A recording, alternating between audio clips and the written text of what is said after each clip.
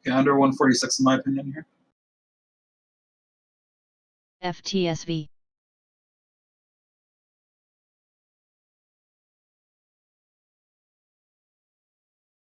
Look at the RSI adjustment though. They just came down 10 points on that candle. Jeez. OBSV.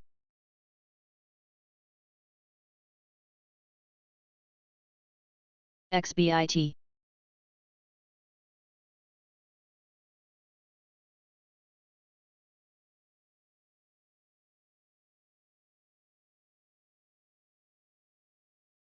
Yeah, Roku seriously needs to come under 146 here. Because it's starting to look healthier the closer we get to 955.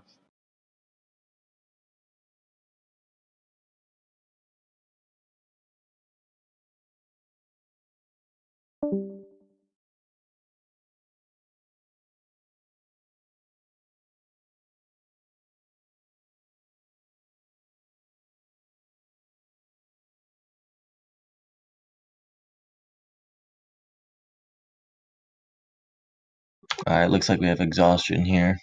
MACD's looking to fail.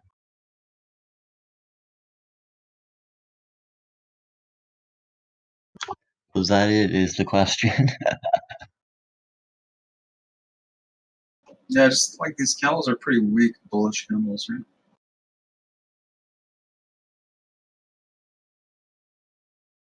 Dude, that might have been it right there. Like, legit. That might have been the pullback. It looks like it's diverging now. Yeah, I think we're good on the short side.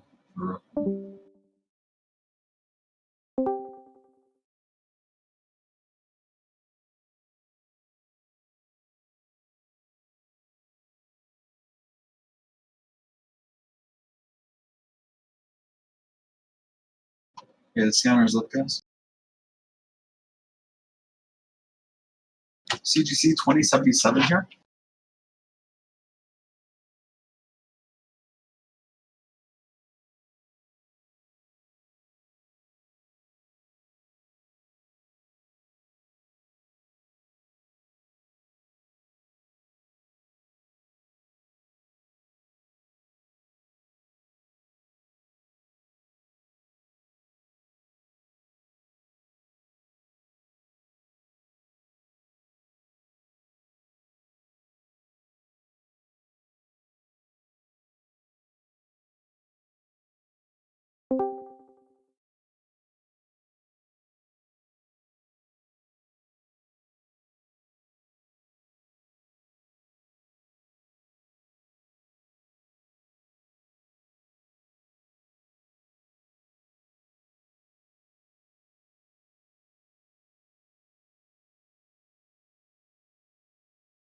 Roku's gonna look to rip here.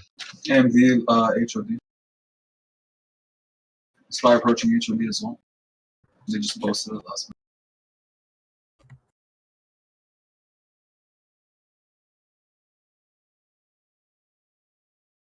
TGTX BIOC.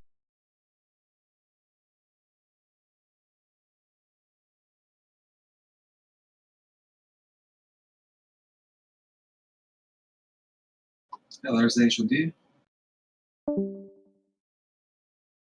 147 break on Roku. Nice push up. Big looking for that $26.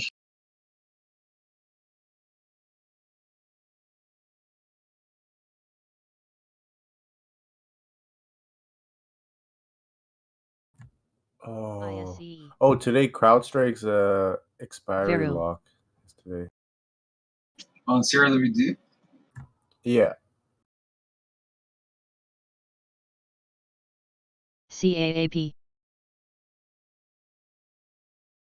Thanks for the alert. Yeah, no problem.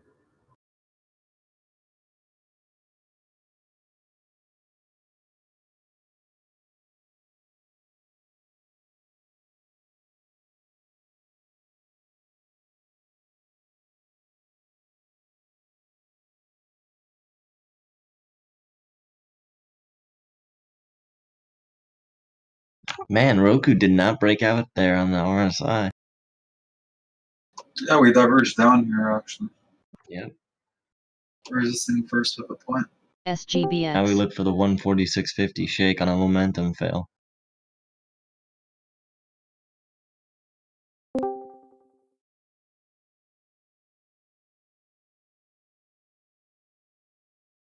Oh, now they're divergence. Let's see if they hold over 147 here. YTEN.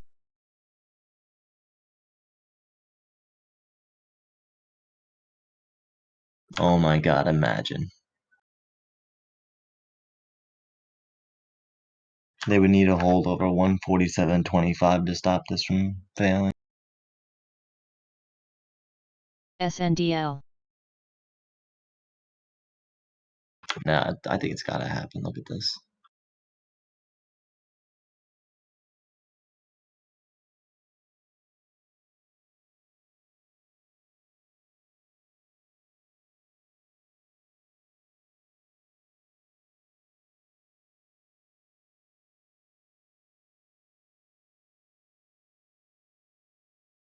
Dude, they might go for it.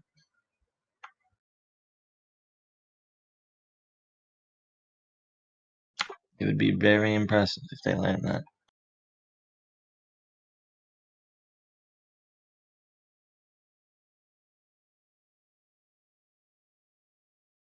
There's a $26 break on big.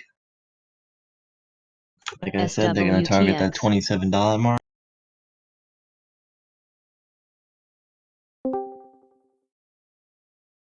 Fate. My revenge trade costed me another $200. I'm not happy about that.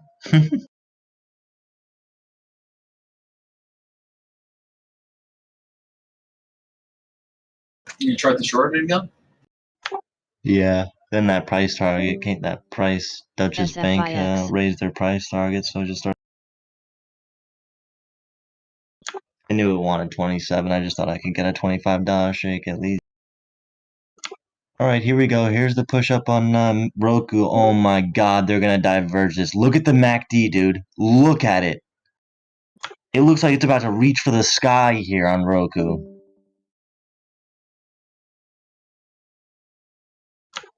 We still haven't broken out our RSI. How? 69.75 test. 69.84 test. Dude, this RSI breakout is going to be another, like, dollar to the upside, in my opinion. But they have not gotten it yet. And if they get it on a hold over 147, forget about it. It's going to rip to 148.50. Which is probably pretty close to Friday's close. What do we close out on Friday?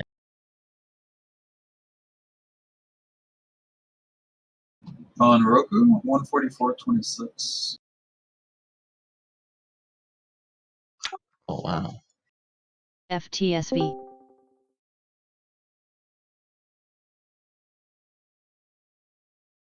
ZJZZT.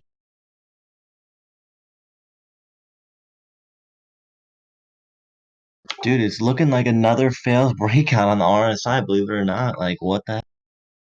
They did not get it there.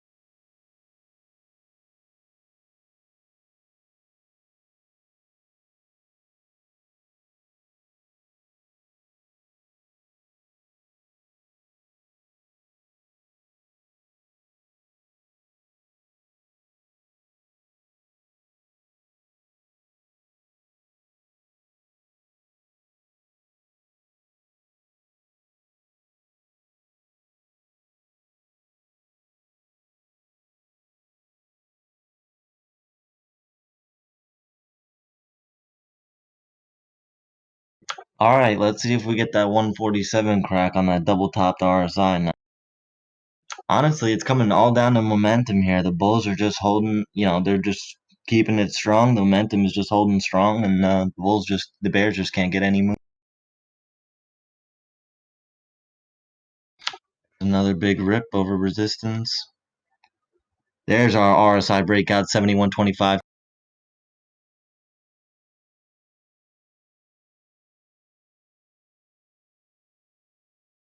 Dude, look at that adjustment. From 71.25, guys, on this pullback from 147.50, we're at 64 right now. We came down 7 points on literally 30 cents.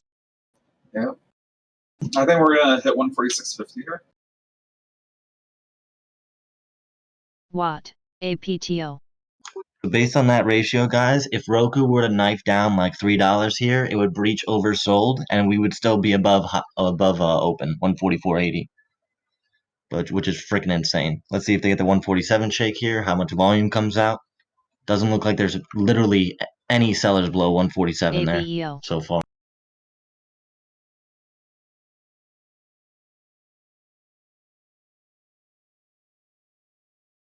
And this could be the momentum fail here if we SGVX. close below 147. But I mean, why would you expect that? You know what I mean? MACD is going to look to diverge again here, which would be absolute insanity strength for. Look at the stochastic. Look at the stack just absolutely ripping up here.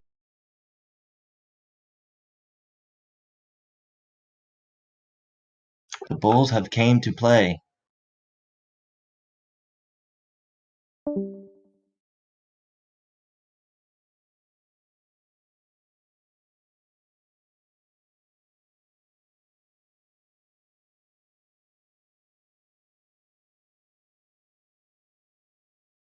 Oh my god, look at this. I mean, this is beastly.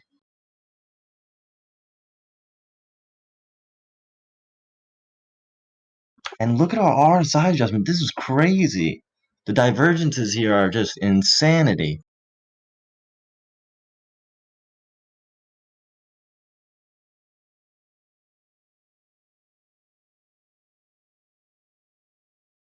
You can see in that picture that I posted, guys, before this move. I don't know if you can see the title of my caption there, but you know, when you see that bullish coiling there on that RSI resistance, you're expecting a big breakout, and that's exactly what. DTIL. We should look for 148 here in the next couple of minutes. Why not? Okay, this could be. I mean, we're coming pretty close to momentum here is just shaping up so much. 72, 73 RSI break. We should get a 148 test here. I don't know why it's not breaking. Got a lot of ass there above 147.85. Double test breakout, 147.87 test. Now all we see is minor resistance. We should get our 148 break. Man, sweaty on Roku. Sweaty. FTSV.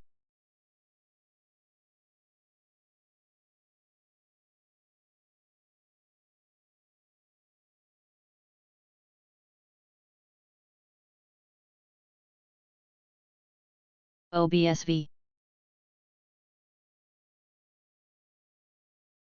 There's the 148 test.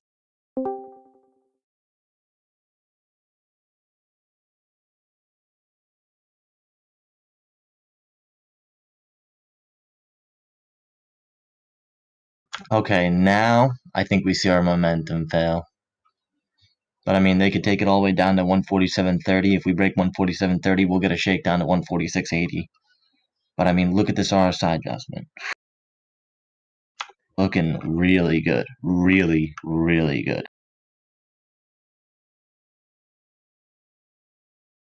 Oh my god, if they close over 148 here, we're going to see another bullish divergence to the upside. Our momentum will not fail, and bulls will continue to come in and drive the price even.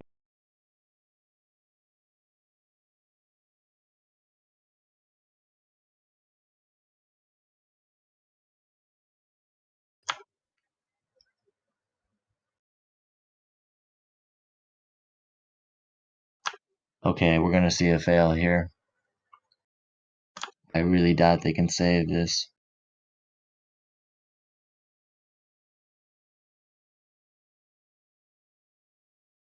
And they're literally gonna make me eat my words here if this closes over 147.90.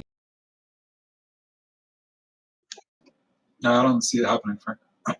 Me I neither. think we start the new downtrend, so we'll figure it out. I'm gonna be looking to add once here, like around 148. I didn't do the ad yet, but now if I can get a 148 ad or something in 148 or just below 148, then I'll do it. I don't want anything here at 147.60s. Here's the momentum fail, dude, and they're not shaking much. 147.50 is the target on this.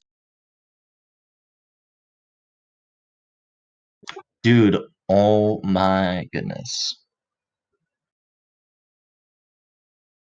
I'm always looking at the 1 minute, guys. If I'm narrating on voice, I'm always talking about the 1 minute unless specified otherwise. Okay, come on, Bears, take control here. This is your chance. Got a full stochastic fail here now.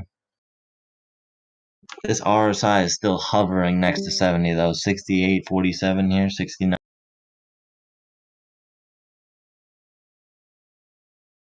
This would be the strongest hold possible for Roku if it just rips over 148 here.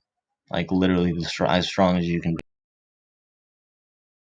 Other than just being an obvious green bullish engulf. Because we failed on our momentum there, and we did not even break below 147.50, which is ridiculous. BBIO. SPY looks like it's gonna fail here too.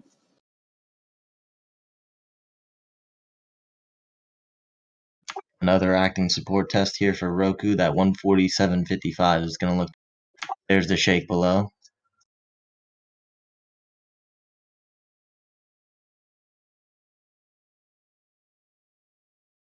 Once again, though, the volume to the downside. I mean, look at these red candles that they just put up in the past 4 minutes. All this selling volume that the bulls have just absolutely roasted.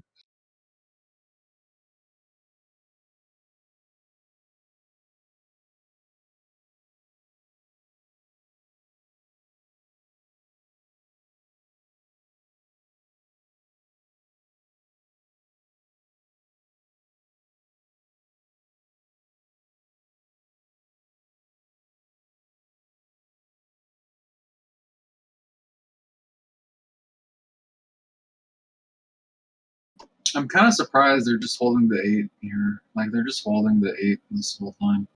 It's incredibly strong, but I think they're gonna fail right here. Do they have news or something? I looked, but I didn't see anything. I didn't see anything either. A couple of speculative articles. They unlock premium content for a second annual stream of Fluff. ADXS.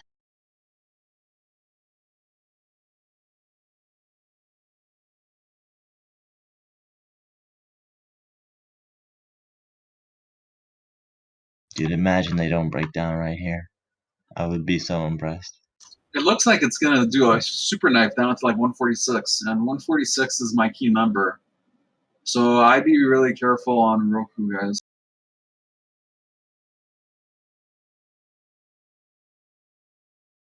Shake below 147.50 will tell us if volume pours in on that 147 break, then yeah, we'll get the 146.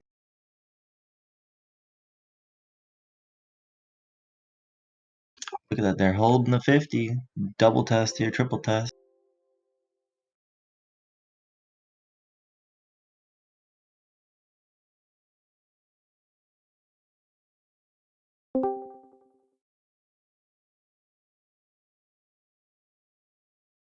Did it literally that 147? They pulled the 147.50. They pulled it there. Okay. They didn't even they didn't fill it. So watch for a push up. They might be letting them do this. Dude, that 147 bid prop was like literally identical to the 147 bid. They just moved it up 50 cents. FTSV. Alright, they gotta break. For Bears to even have a chance at a move here, they gotta break below 147.20, in my opinion. I think we're fine here, Frank. For Dude, look at the RSI selling pressure adjustment. is picking up. Yeah, it's still overbought on my charts. APTO. We just came down 12 points on my chart, down to 58, 60 now.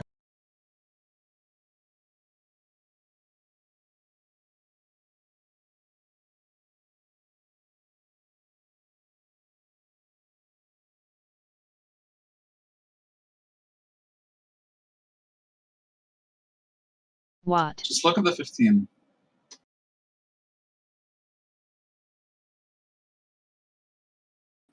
Here, I mean. That 148.16 is acting DMA on the 15. I like it. DVAX.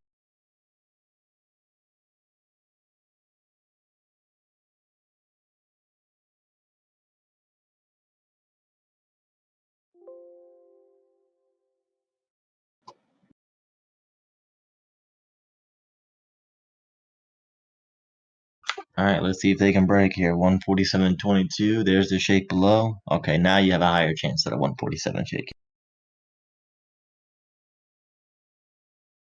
20 MA. ARQL.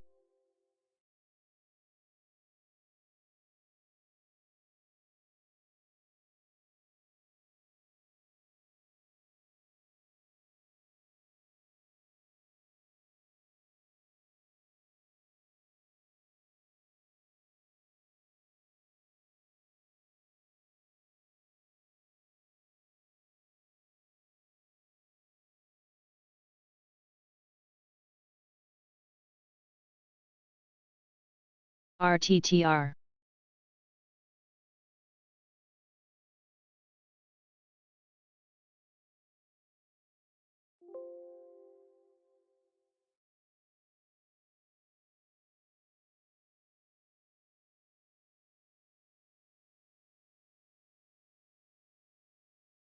I think if the Bulls don't push it to 148 here, then it's gonna fail really hard. I think they gotta push to 148 here, like this minute or the next.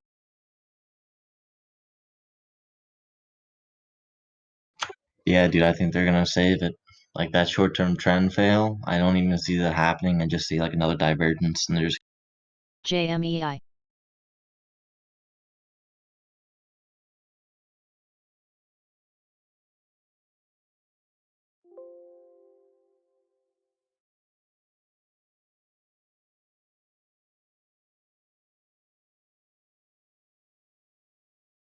Buyers didn't really step up there when they could have held that bid prop.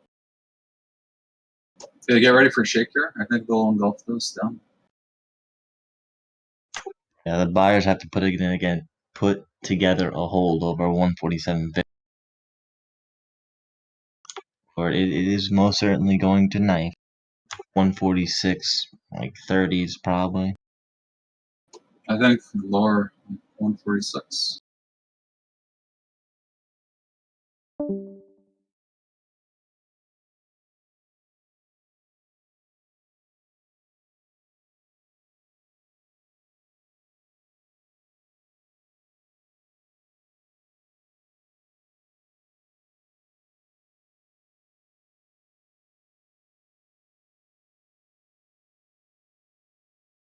Yeah, it's gonna be. I think it's either gonna be this candle. Yeah, it's gonna be this one.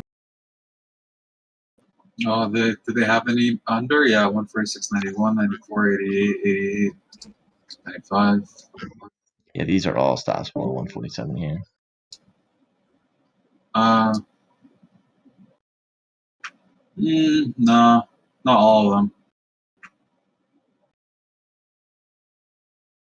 You can see the way they filled on the tape here. I'd say the first one. Here, I'll tell you. 1, 2, 3, 4. The first 4 were stops for sure. The next, well, I can't confirm, but that's what it looks like. But the next ones Dude, were. this volume. Look at this. Literally, that's bearish selling volume. There was virtually nothing. I think they're gonna. DTIL.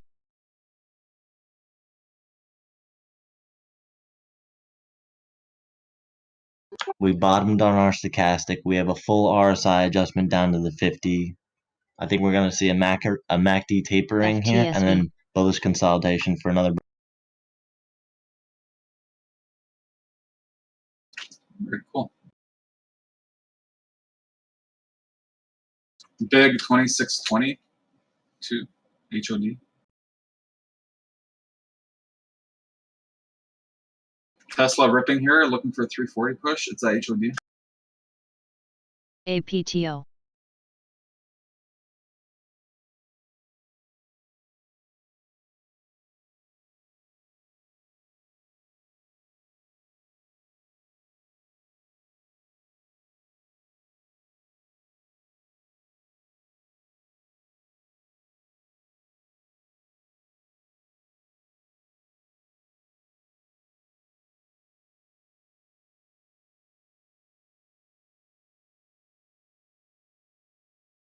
YTEN NLTX.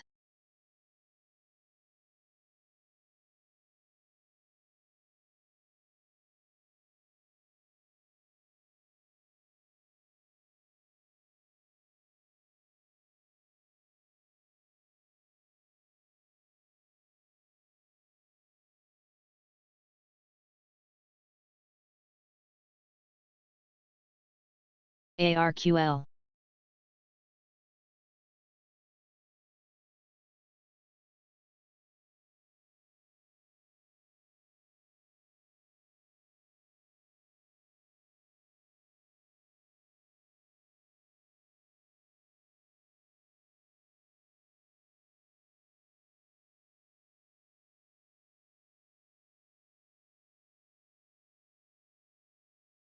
IBTX.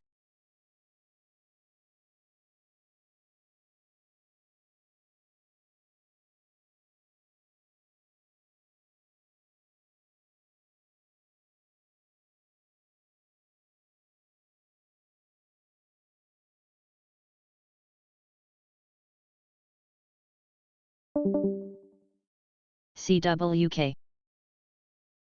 Yeah, I'm really bearish on Roku guys under 150. So yeah, I'm gonna leave room to add up to 150. Got short-term trend resistance there, but didn't look like they're gonna shake 147 here. Let's see if they get it.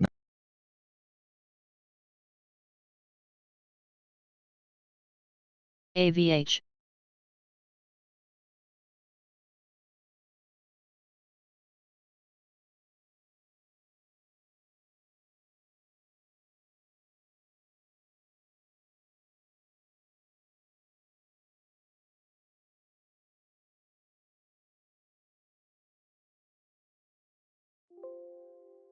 Ooh, a nice fell on Roku.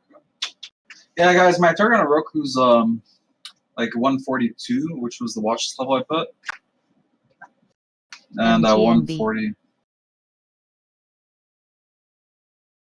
On the upside, it's 150 and 155. But I don't want to leave room up to 155. FTSV. 150 is fine though.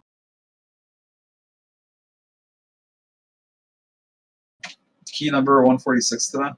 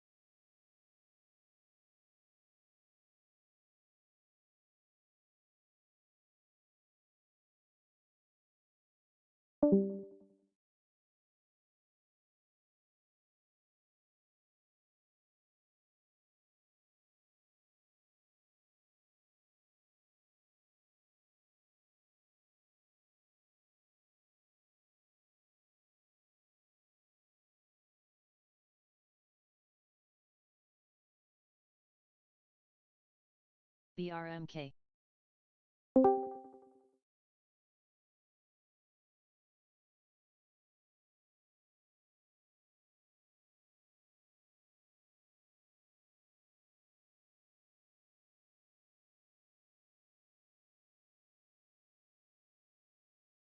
Gen.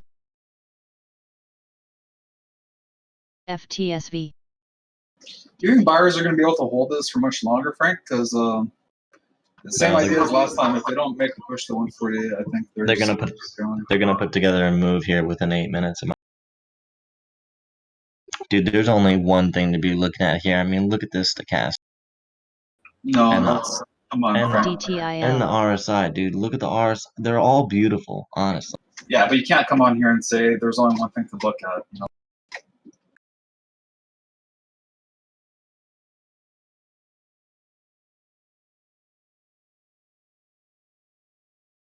Gonna look for the push here.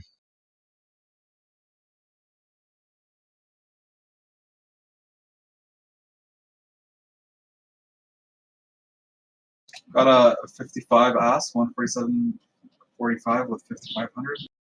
If we get a close over here like 147.50 in the next 2 minutes, I'll have my third green.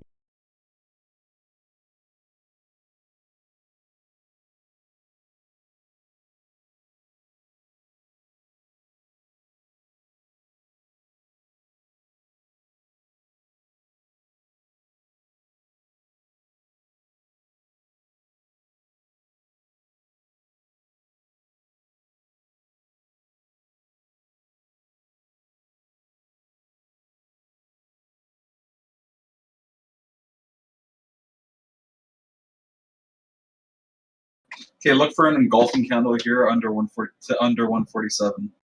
Watch this right on the 147.30 fill. I think they pull everything, and we'll get the same type of move from 10.19, but just more full or a fuller candle.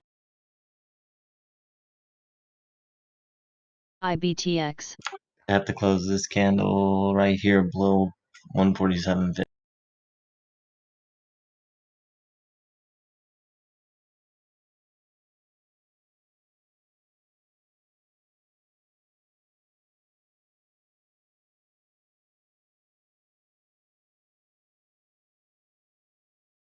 SPY came back under 315.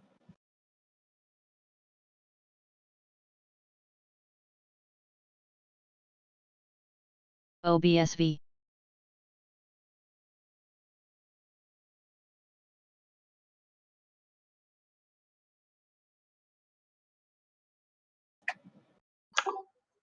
Here we go. Yeah, I don't know, man. It could go either way. They pulled the bids here, so.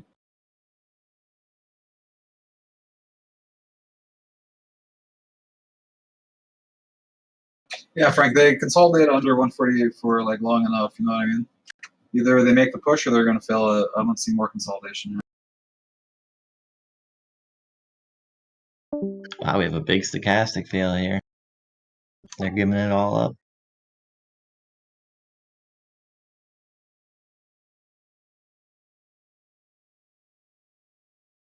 Look at that engulfing, man. Shit. Come on, under 147, 5 seconds to get my analysis right. Fuck. Damn. Yeah, it was weak, but it wasn't like that weak. Yeah, because they pulled the support. 147.30 got pulled, Frank. Only 200 shares went through.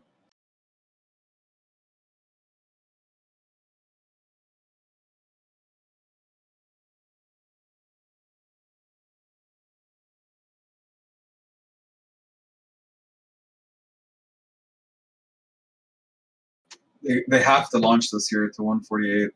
Like literally, they have to do it right now, or it's I'll call the next 146.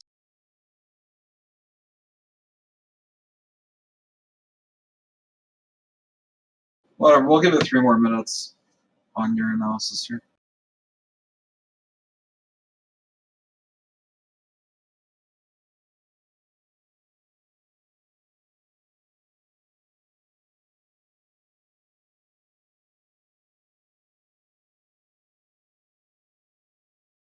Yeah, they still got time, but they're looking a little weak. Let's see.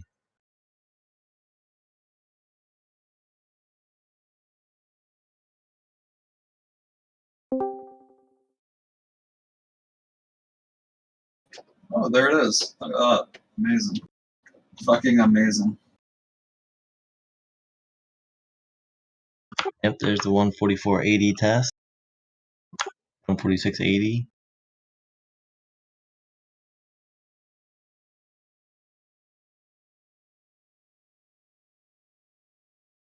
I mean, even a hold there is my rising 50. It's still relatively strong. These next 3 minutes, I think, are going to be crucial.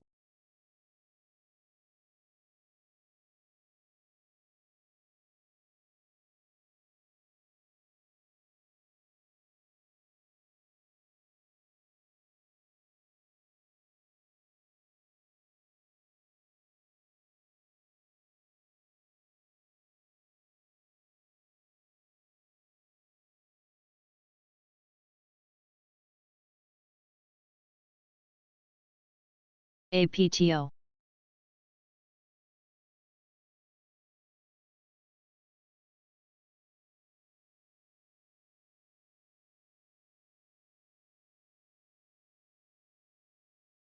There's a nice fail below that 146.80. Let's see if we get that 146.30 target here. I think we might. Oh, so fucking easy. Come on, baby. Let's go. 146.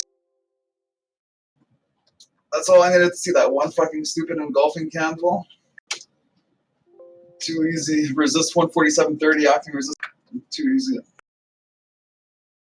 How does the stochastic look now, for?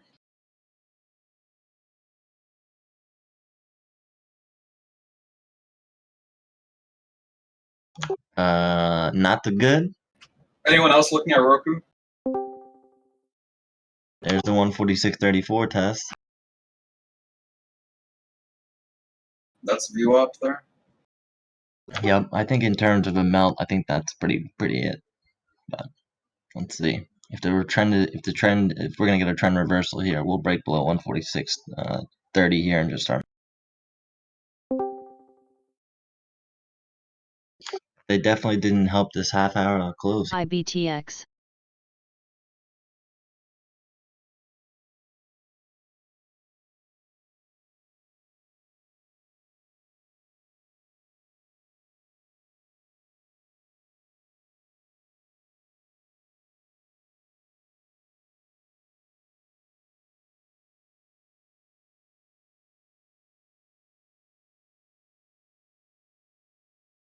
Johnny, look at the 30-minute. I already did. Look at this RSI on the 30-minute. I know. You should look at the 60-minute.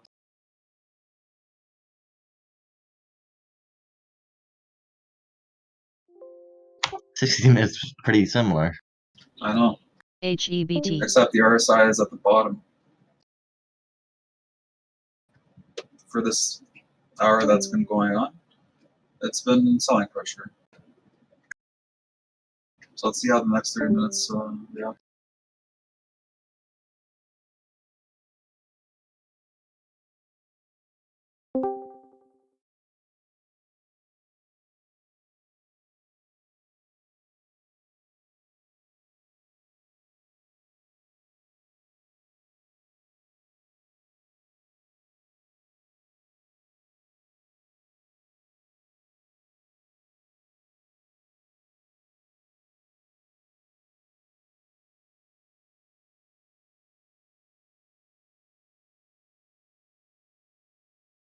And just a reminder, everybody, I'll be doing the intro to the psychology lesson in about 30 minutes.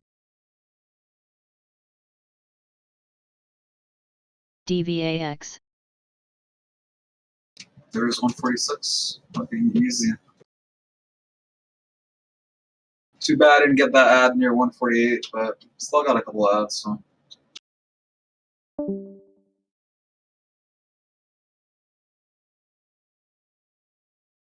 Yeah, that was definitely the knife you were looking for in Roku. 10K on the ass, 146.18.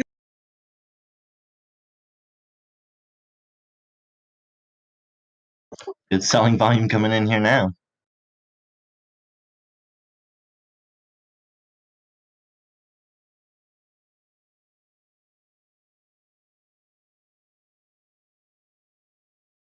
GCI.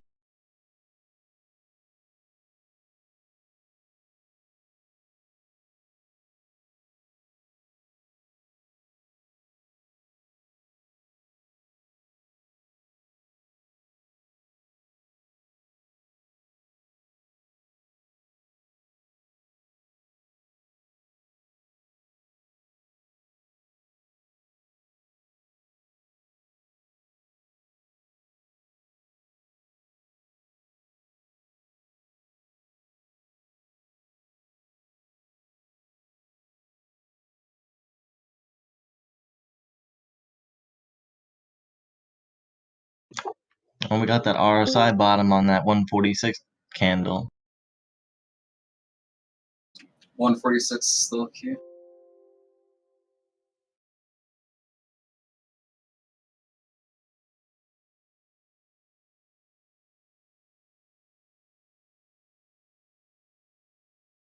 AK on the house.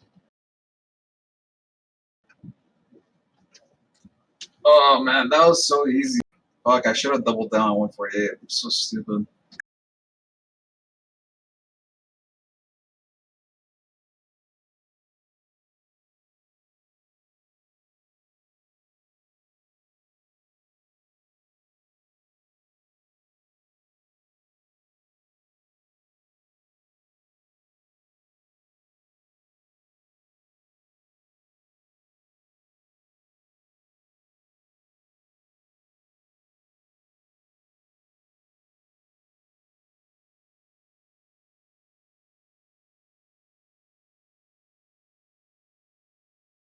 I'll be right back, just making some coffee.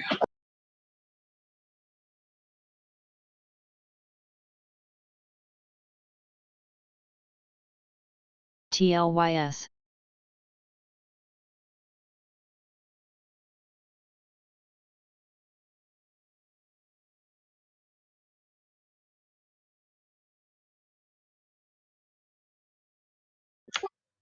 Roku Bulls trying to play here.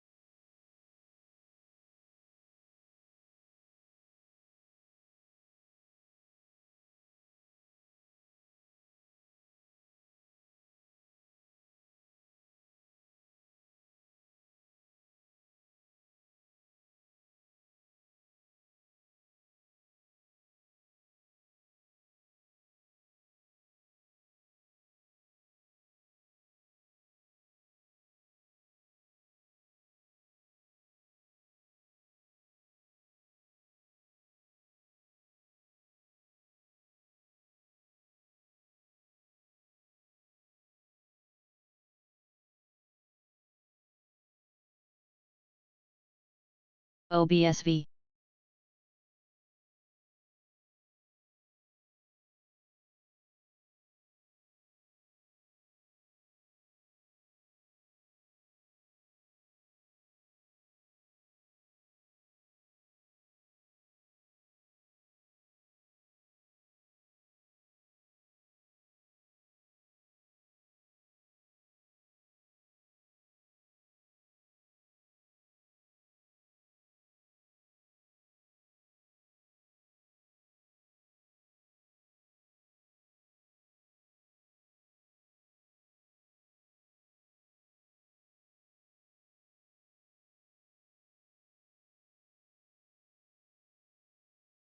SGMO. APTO.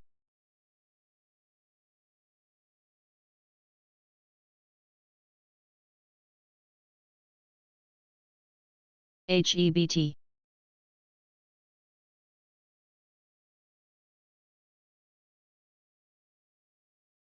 Here comes the push on Roku. 20 MA.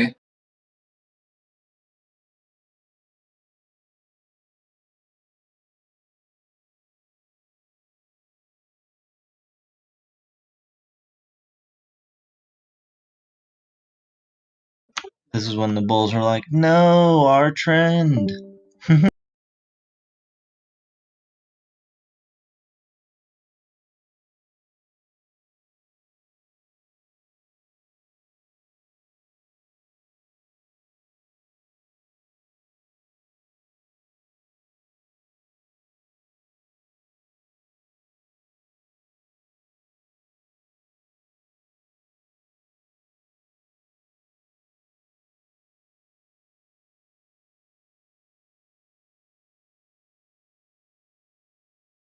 ISE. GDX.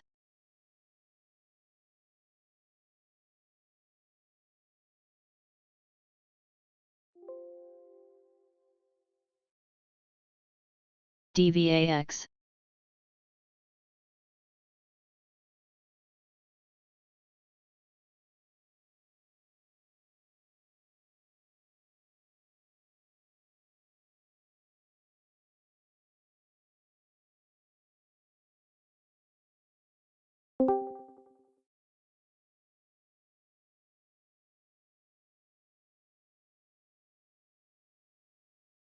FTSV, BIOC.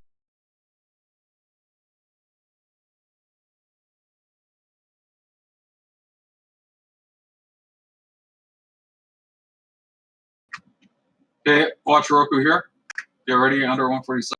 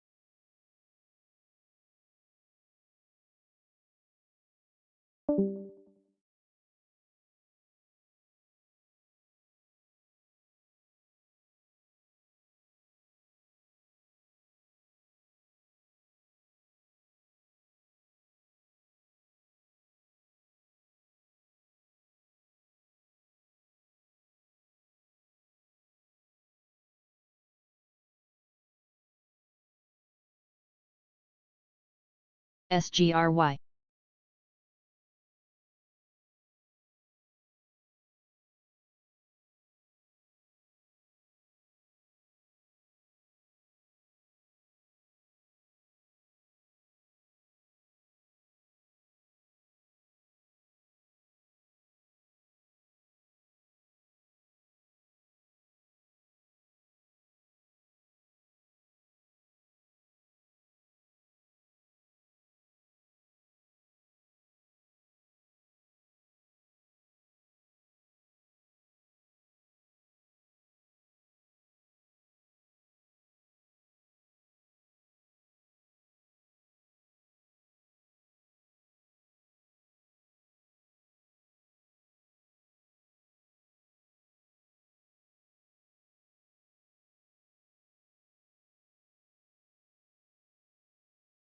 Nice push up on Roku there.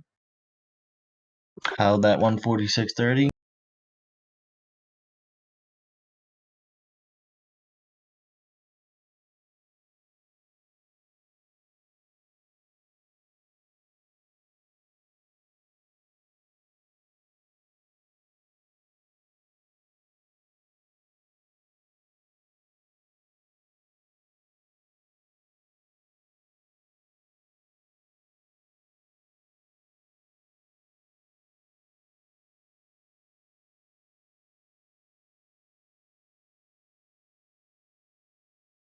Big is looking like it's going to hit my $27 target from this morning. Nice steady grind.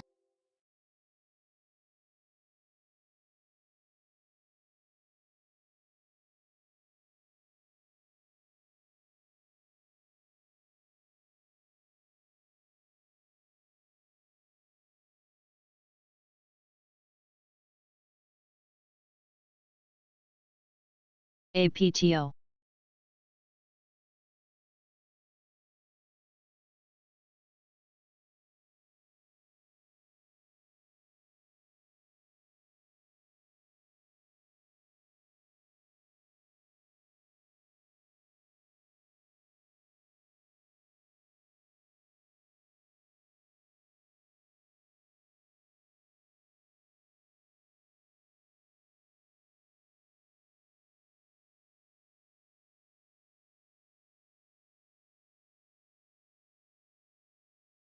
Roku back to 147.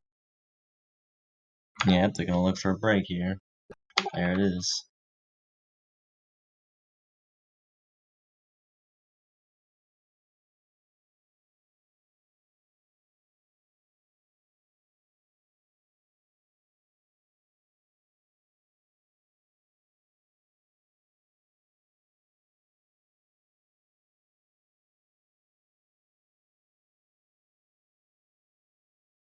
Dude, look, the 5 minute just looks beautiful. Taking a picture of it. Roku? Yeah.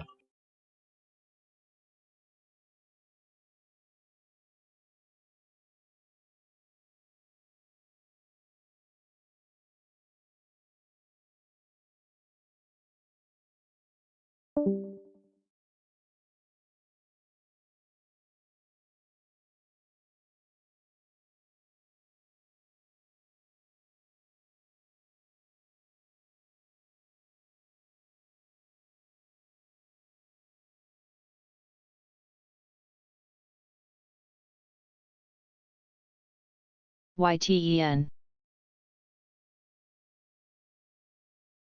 Look at this, no volume resistance push up on Roku here. They're just gonna rip it, what, to 148 here?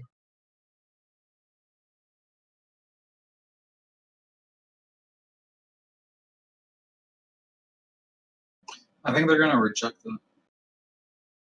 Check out the 15-minute.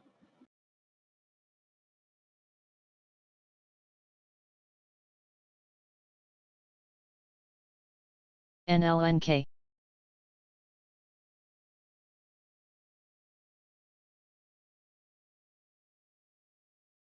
Yeah, but I mean, if they're gonna reject it, they're gonna reject it 148.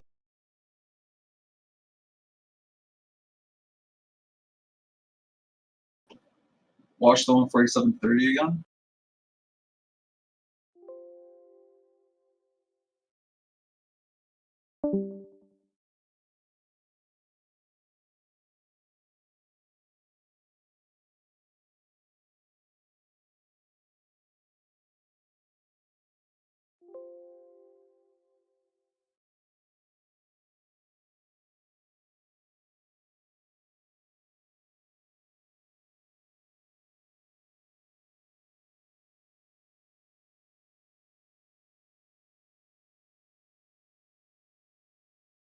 No fills at 147.30. Oh, there's 100 shares in between.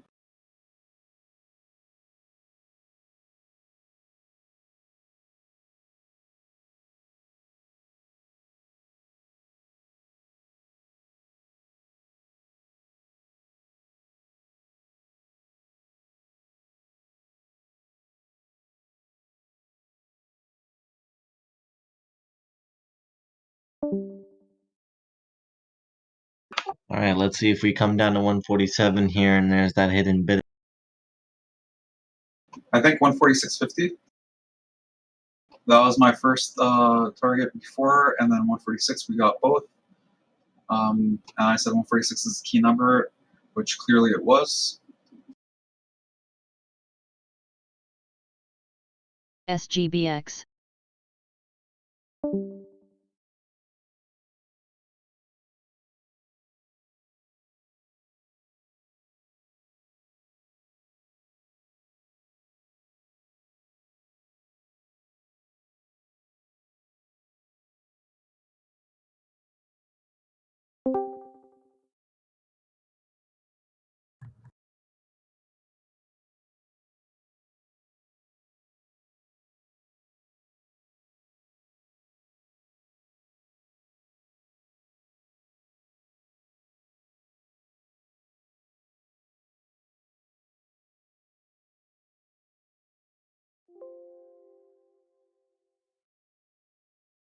FTSV.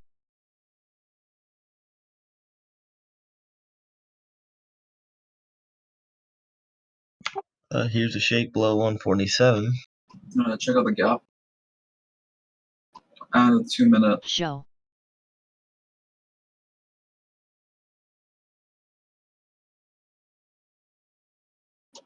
Yeah, bulls need to hold this here. If this hits 146.50 in the next 10 seconds, I think it's going to be a continuous knifing.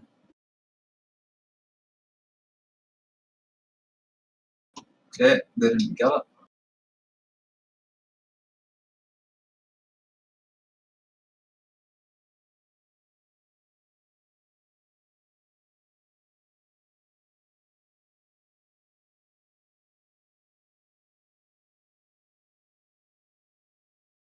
There's a full dollar there on big from the 25.50. Well done there, Frank. Nice.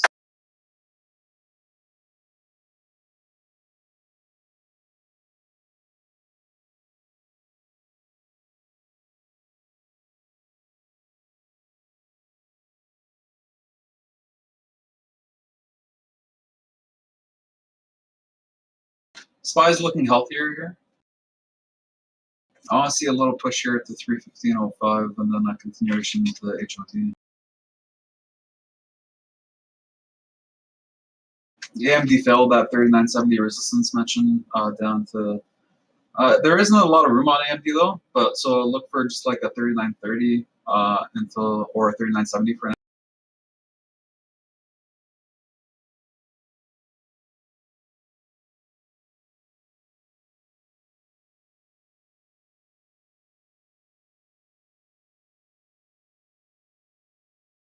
ASOL.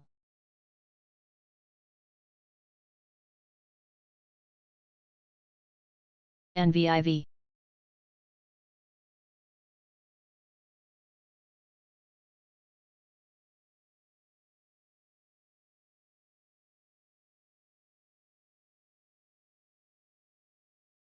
Ever.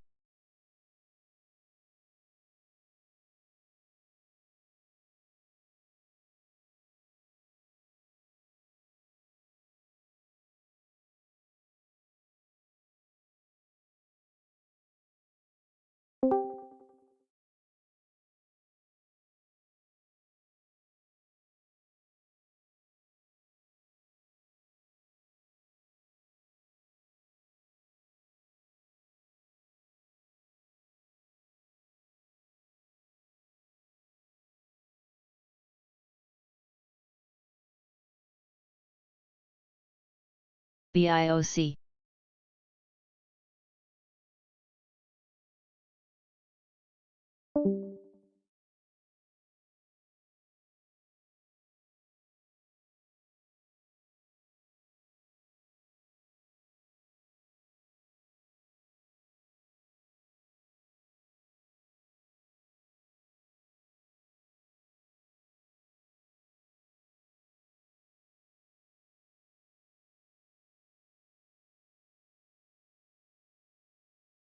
NLNK.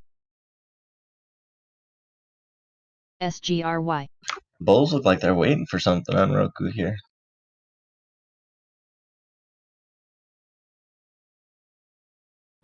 Yeah, I think they're waiting for the knife down to 146 here for me.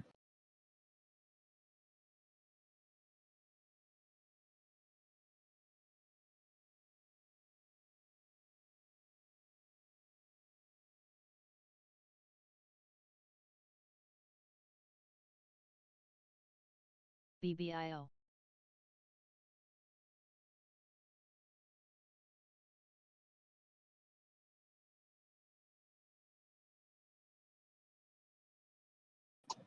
One 46.70. Watch them pull it. Looks like a hit and ask. Yeah, so watch the distribution here. This is definitely distribution based on my analysis here. Watch this. Watch continuous fails and spread reductions on the 146.82s are going to be our key number here. And nothing. They just literally jumped it right over.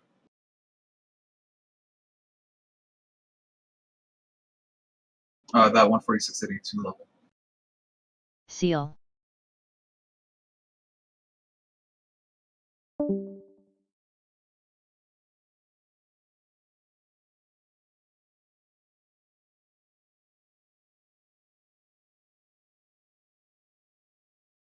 Yeah, same exchanges too. So watch for a healthy price action down to VWAP. Because this is 50 MA here. I'm looking for an 8 cross 20 under. Just got on my MACD. RSI is about to fail neutral at 50.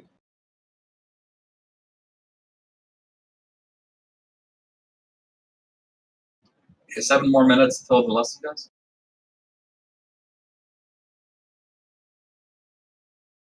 You guys could not believe what is APTO. going on right now in my house. They're like literally drilling through walls. Oh, really?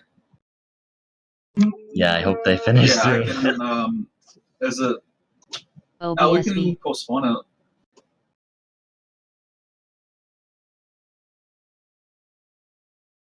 Yeah, let me go see what they're doing actually. All right.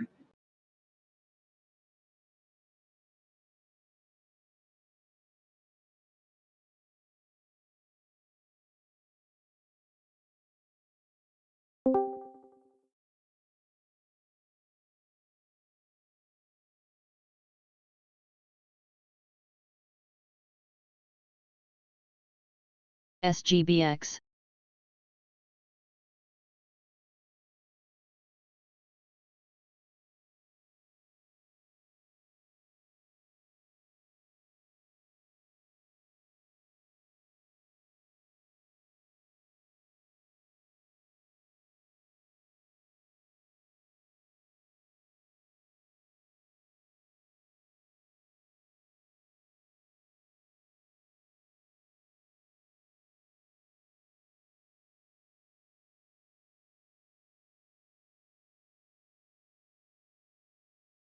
Okay, watch 146.70 here on Roku.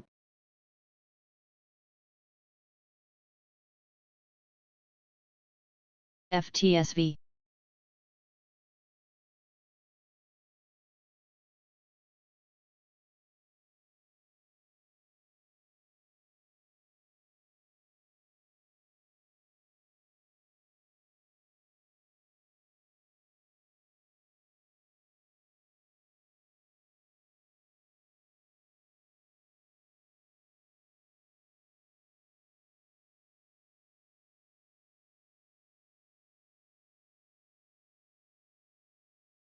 Okay, 146.70 got filled. 12, 13, 14, 15, 14.98 shares. Watch 146.50. Same idea as before.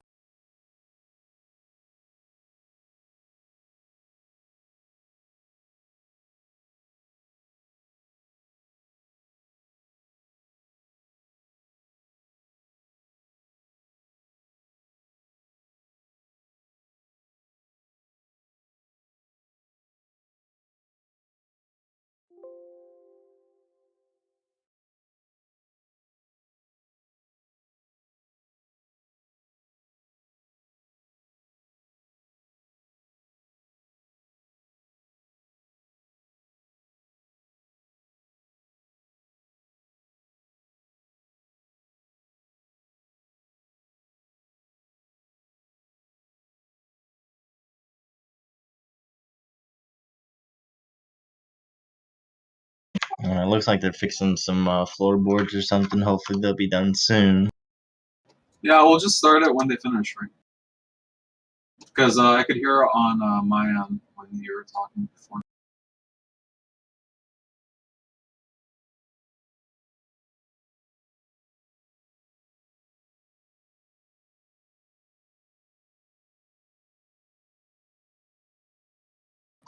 Just gonna be server muting everyone for the last.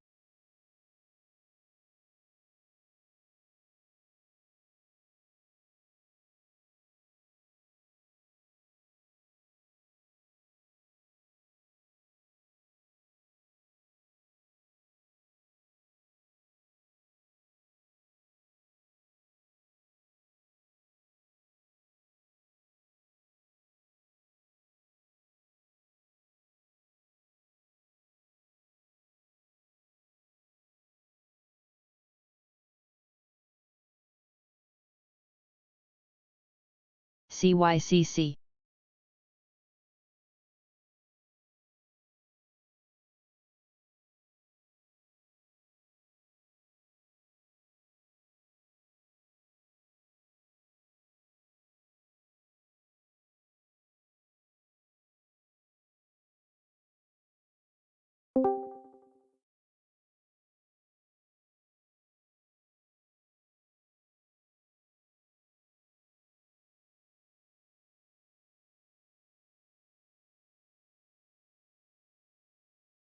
I see larger sell orders going through here on Roku. In between.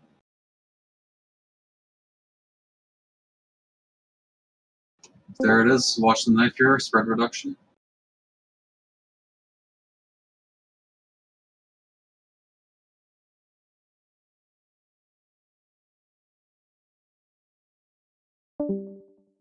Hidden bid 146.50.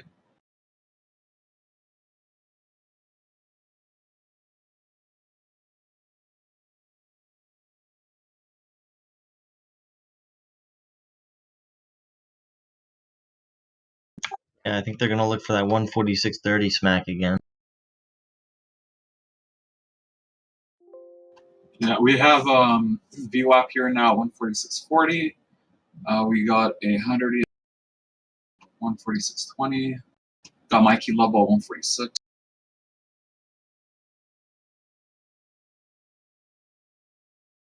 We got a 200 at 145.50. All on the minute. And on the 15, we're testing the 200 here. 15-minute looks beautiful for the. GCI. It'd look a lot better if we can get it to 145 though. Or close below 146. I want to see this close below 146.50 here for this hourly. At least it's pretty even here on 20-cent spread now in Roku. No reduction yet. No reduction. YTEN. Reduction on the bid side up propped, got eaten instantly. Acer. Okay, reduction on the ask, 2 cents, 5 cents, 1 cent. Got a bid prop up. Watch the knife here. Get ready for one knife. Down there it is. Jumped over VWAP. 146.30 is getting eaten here. 33, I mean.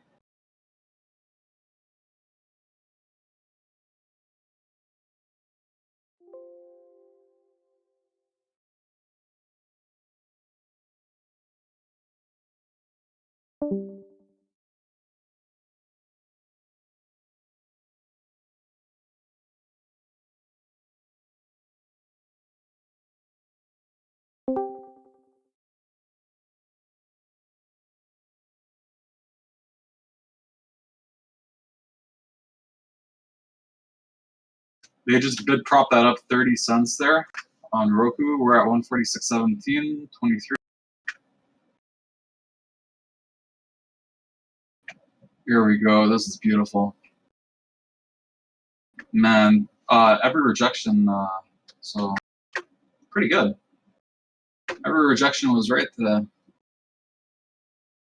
Even the bullish move back over 145 when it failed this morning was good.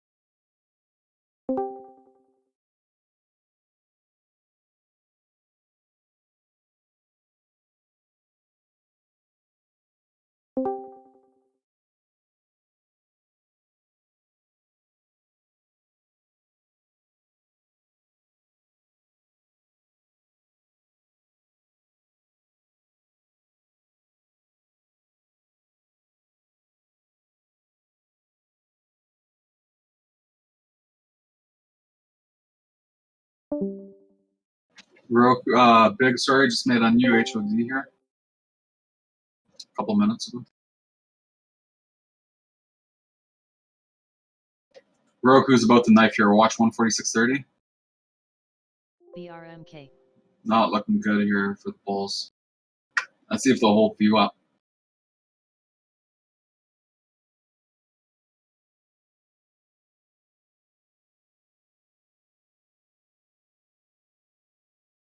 Alright guys, thankfully it should only be like another 10-15 minutes. Sweet.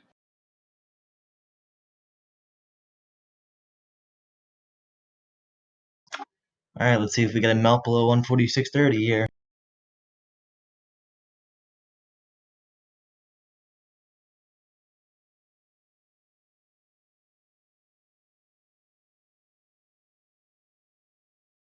Frank, 146 has a key level screaming at me today. Like everything's saying 146.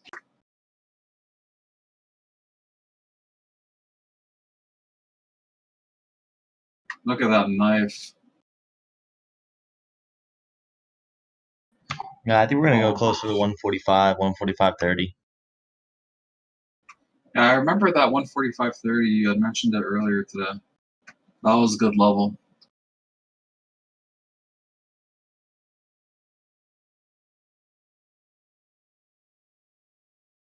Oh, it's knifing, guys! It's knifing!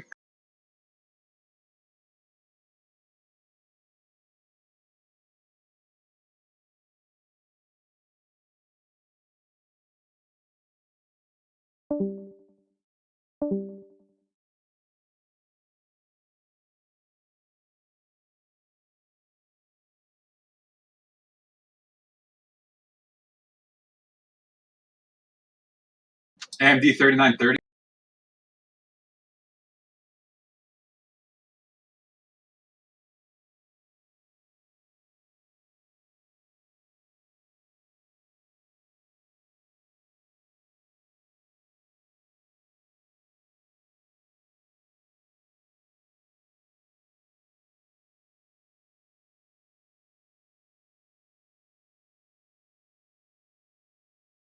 FTSV.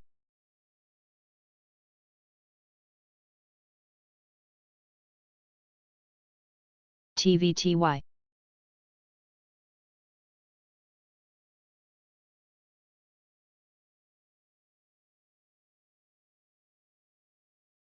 Hey Frank, this is not the good. Is anyone in Roku long from 148 and is bag holding here? Try and help out find an average or a double down idea. I think the 145.30, 145.40 is perfect, honestly. It's fine. Just smacking the rising 200 SMA.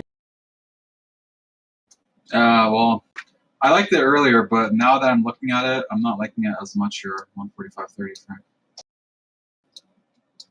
It has a little bit of support there, but not much.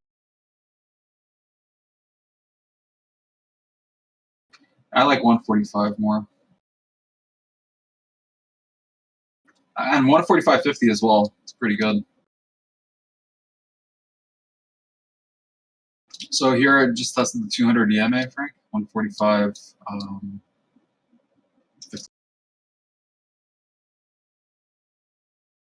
And it's flatlining here on the 200.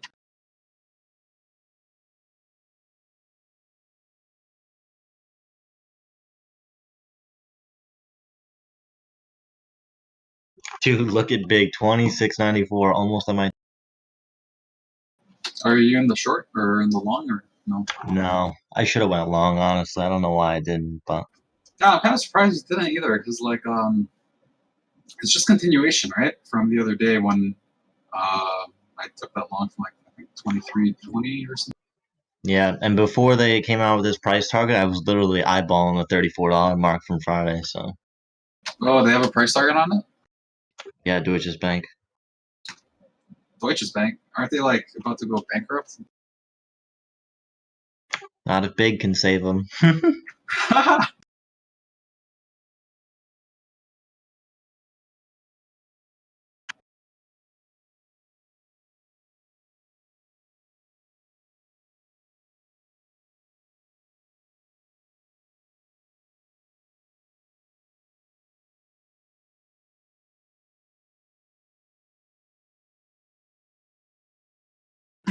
SPY failed the 315 push. We're down to 314.80.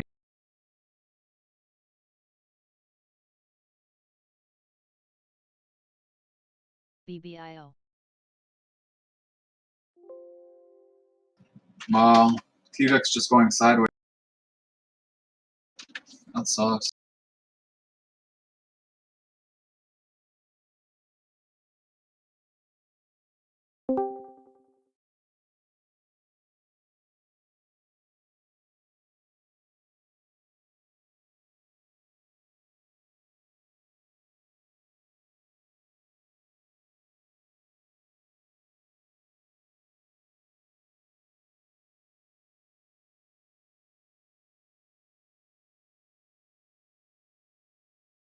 All right, let's see if Roku could hold over 146.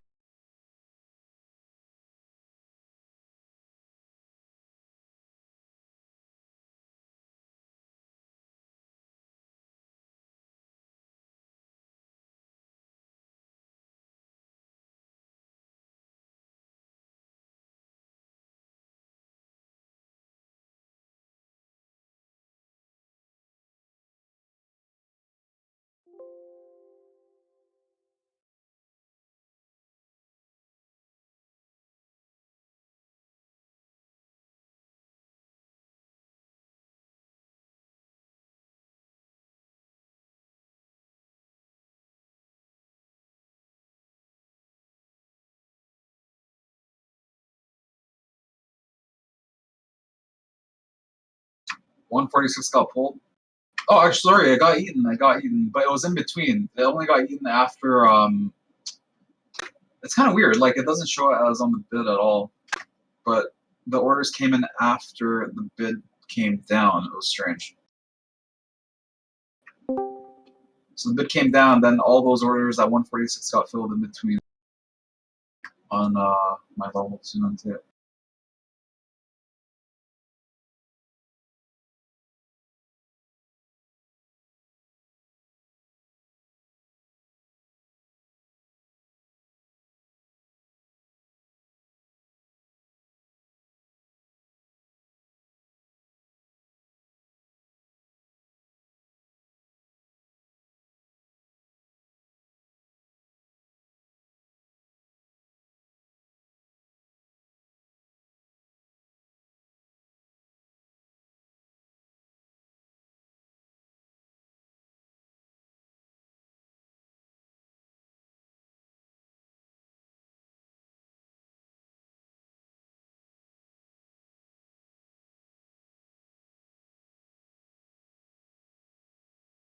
Alright, let's see if Roku gets that hold here.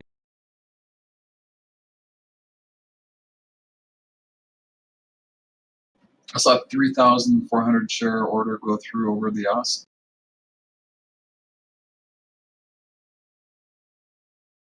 So earlier, before it made the rip up to 148, there was a 9,000 share order that went through on the ask from like 145.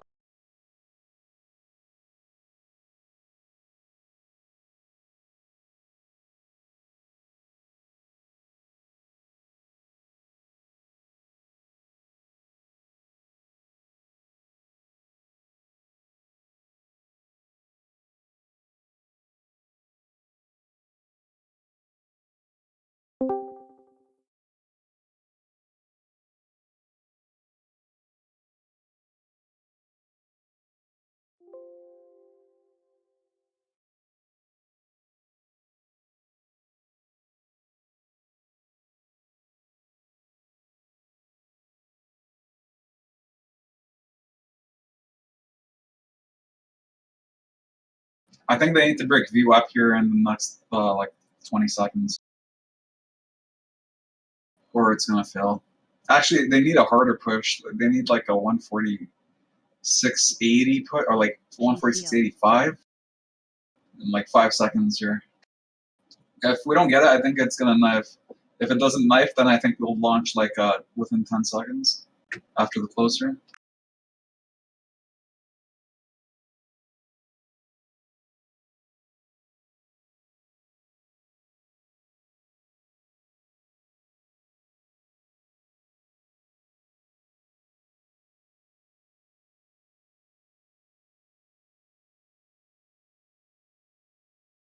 Looking like a launch.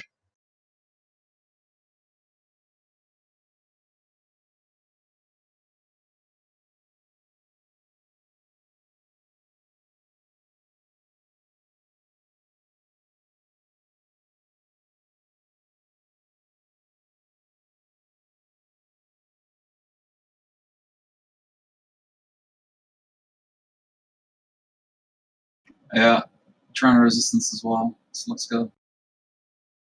146 is still good for support. We have 2,200 shares just got pulled. There's 2,200 shares on the bid at 146. They pulled it.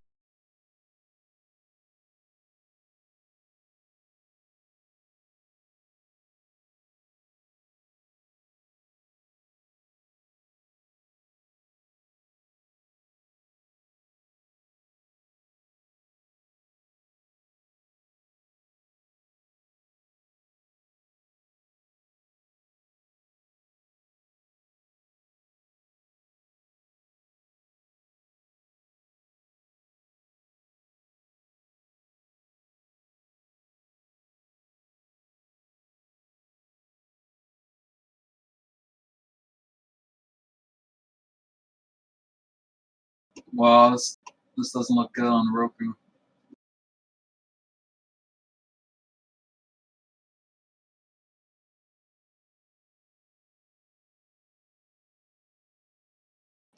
If you want to try and take a long, you could try around like 145.50, leave room to add up to 145. If you want to reduce position size, you can leave room up to 144.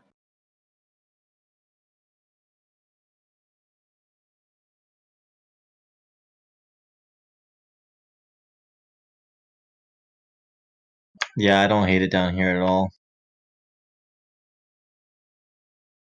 Yeah, the only thing I'm not liking is the volume.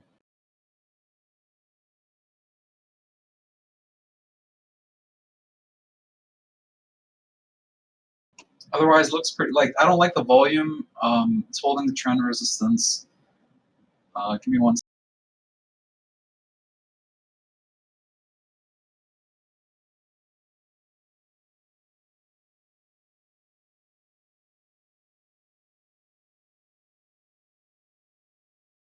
Yeah, I'm as long as it stays under 146, SQNS. I'm bearish. Over 146, I'm bullish at this point.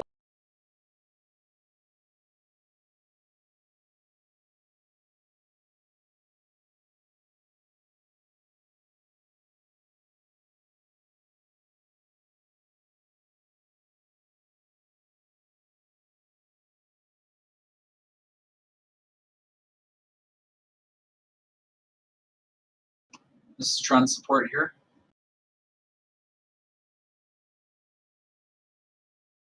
And acting trend resistance for the bears. Oh, this is bad. 200 needs to hold here. VWAP's claimed everything. Yep.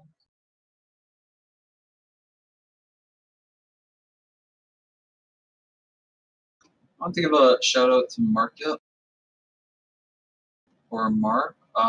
Mar just posted a really nice picture of examples of inflection points. So I think everyone should take a look at that when they have a chance in the trading.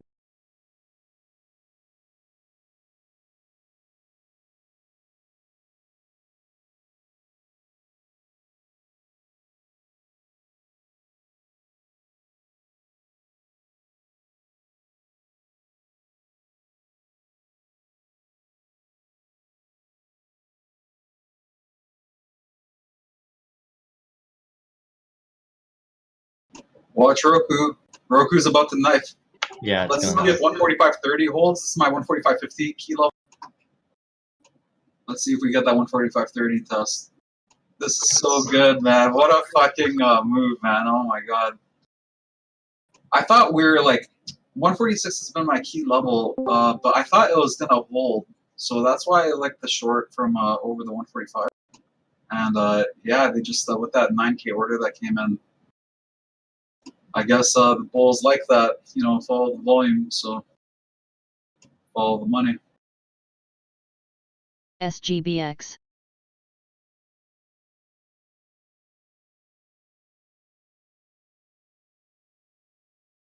$1.3 million position.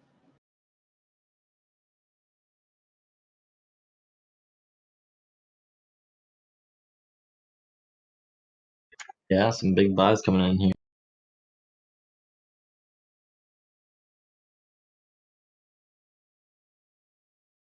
On Roku.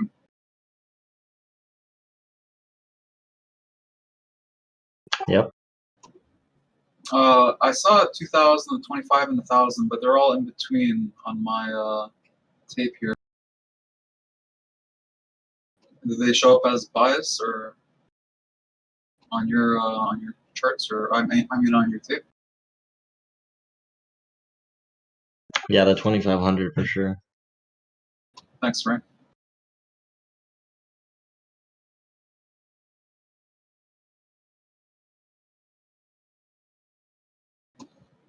Roku oversold here on my RSI.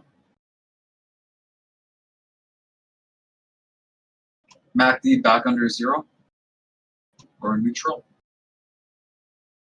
And we just got some RSI divergence here trying to break out of the oversold.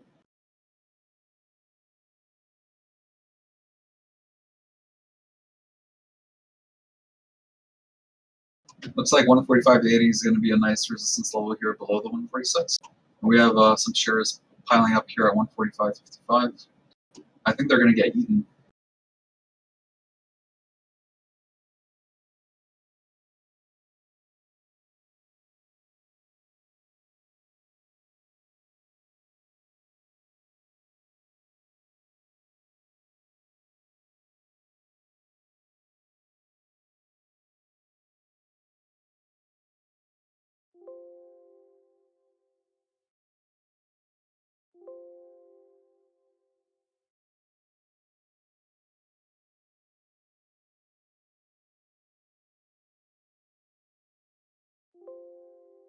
Reyes 146 was about to test. We got an ask prop back down, multiple market maker. Spread reduction on the ask, stacking.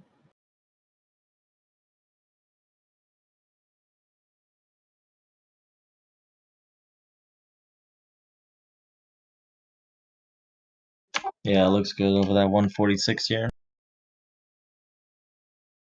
Yeah, we could see mean reversion up to VWAP here, but it will still be bearish under 146. Bullish over 146 up to VWAP, and very healthy over 146.15.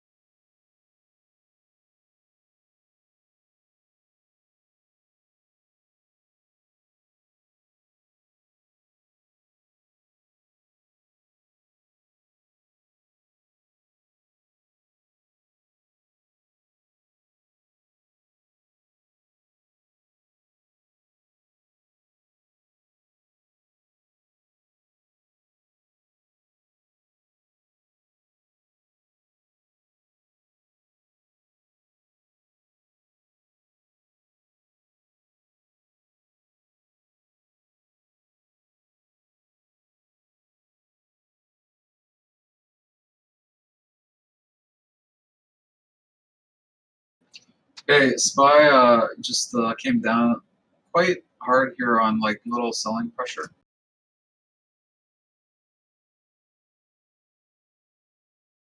Based on the way it's moving, guys. It's not a big move, Yeah. but based on how it's moving, it is.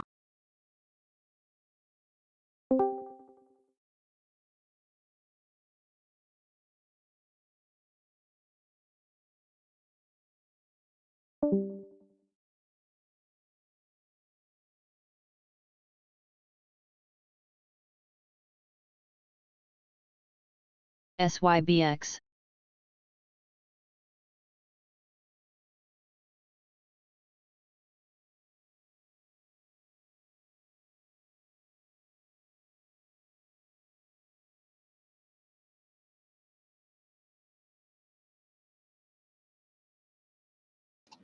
I think Roku's done, guys. I think Roku's bearish. We'll see. Yeah, that was not a good fail below 146 there. Yeah, that was like they need a really strong push there. They could still get it. I'll still give them 2 minutes.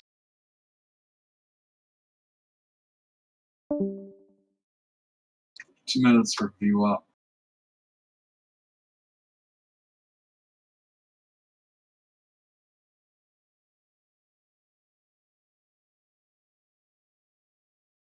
Yeah, I think they still probably will get it, honestly.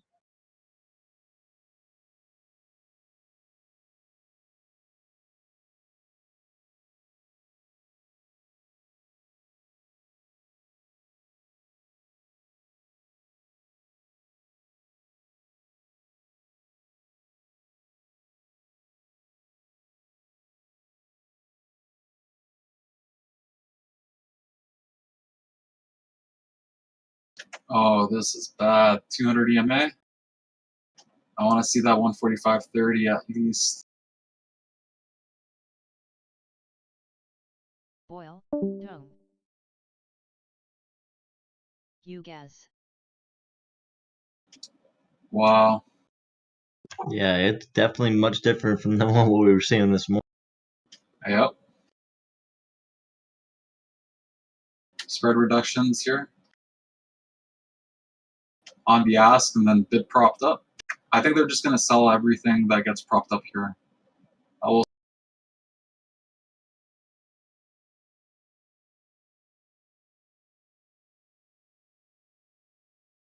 Five-minute looks bad now for the bulls.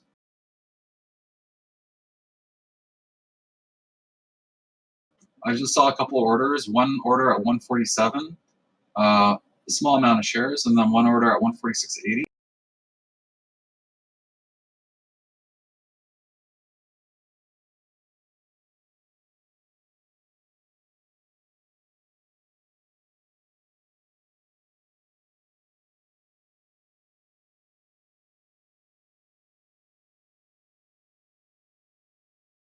STEAF.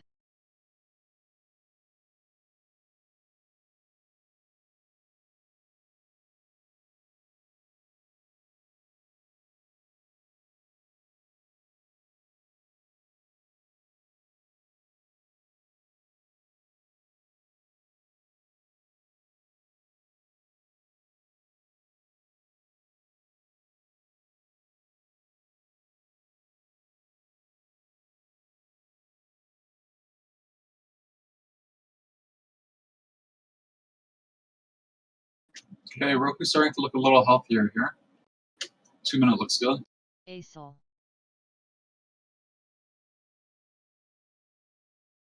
Yeah, they held that 200.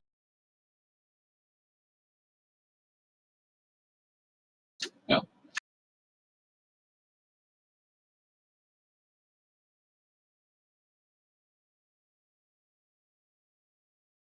I think this is the last push on Roku, and then we make the continuous move down.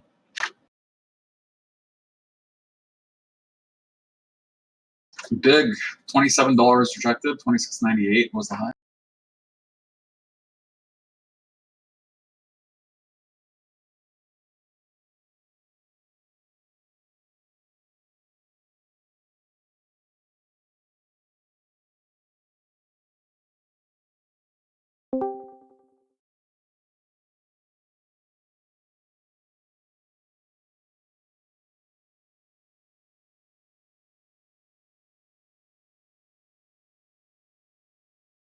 Let's see if volume pours in over that 146. Looks like they got rejected short term.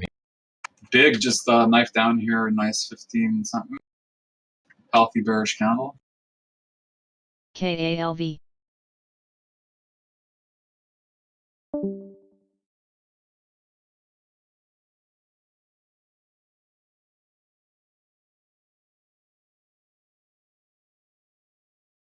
There's a breakover for Roku. Let's see if volume pours in here.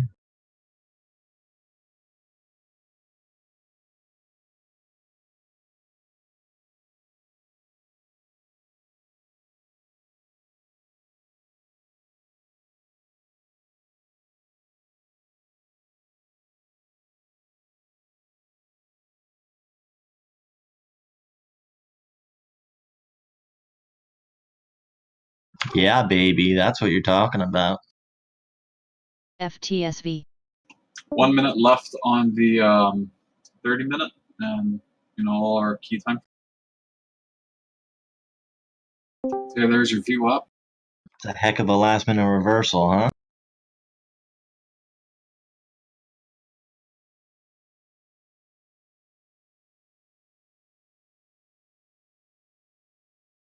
This is still trend resistance here. Look at volume actually coming in over here over view opposite. Yep, we're at trend resistance here, so it's got to hold this 146.30 at least.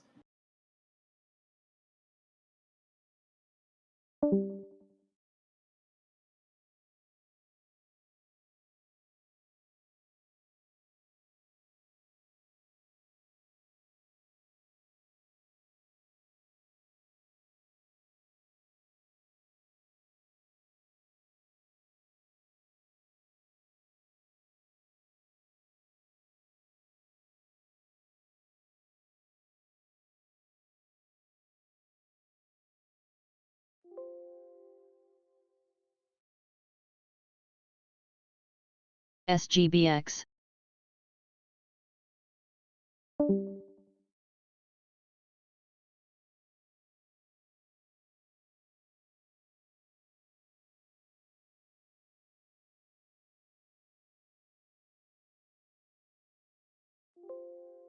They closed it over the trend. They opened it, or the trend resistance opened over the trend resistance and failed instantly on the open. Let's see what happens. It's still over the trend resistance here, barely. It's literally hovering right here at 146.30.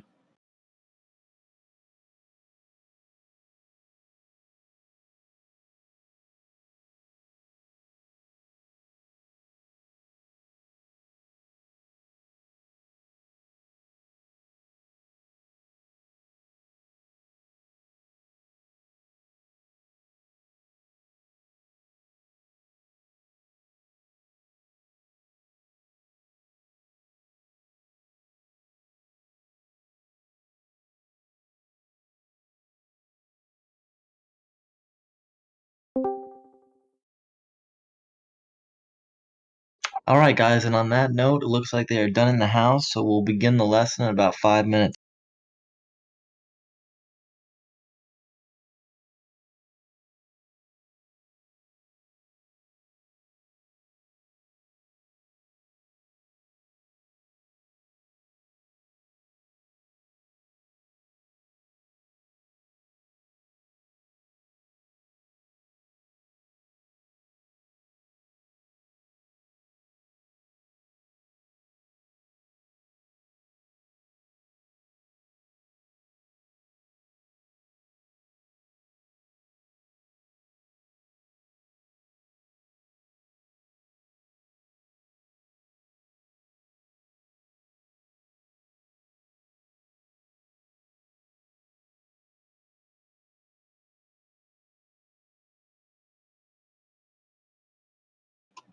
Roku's looking bad here.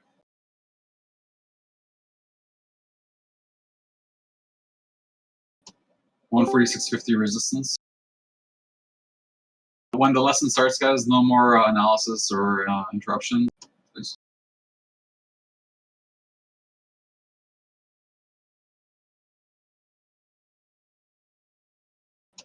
5K on the ask, 145.99. Some of it got eaten. 2100 order on the ask.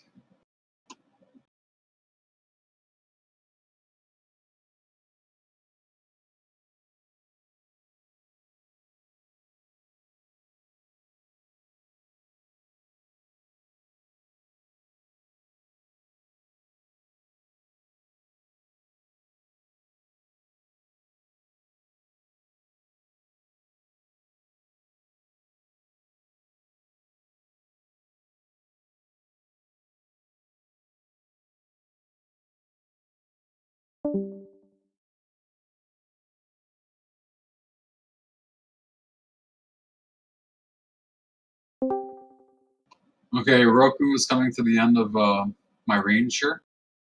So I think we're gonna pick a direction here. And hopefully it's bearish, but for any longs, hopefully it's bullish for you guys. FTSV.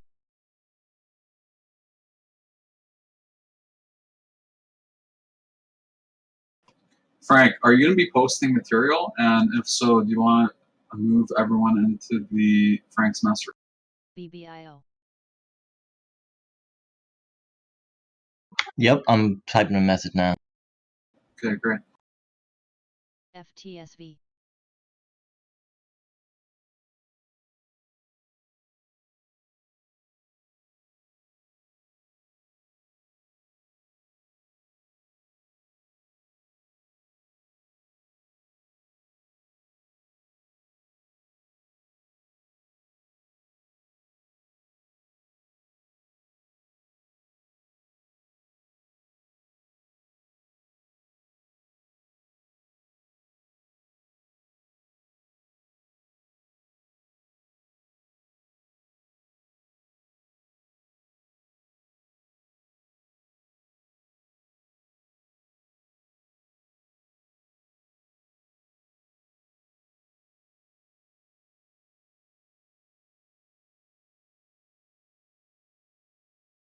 GCO.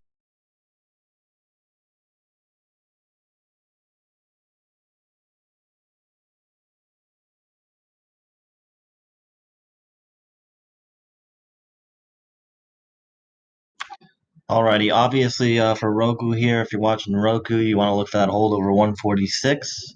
Other than that, I think we're just going to jump straight into the lesson here. I'll be going over some trading psychology today and how it affects the individual. And obviously, if you're working in a group with other people, how it can also affect other individuals. So we get.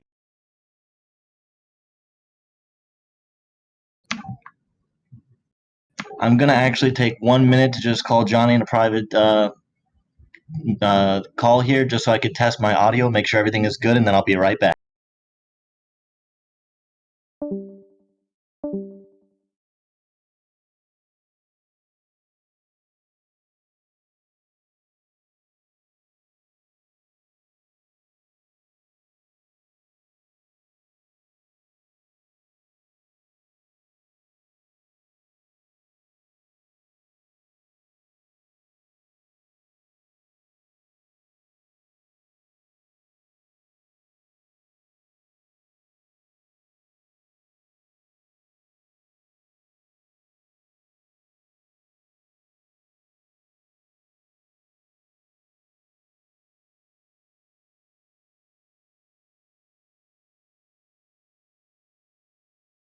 H.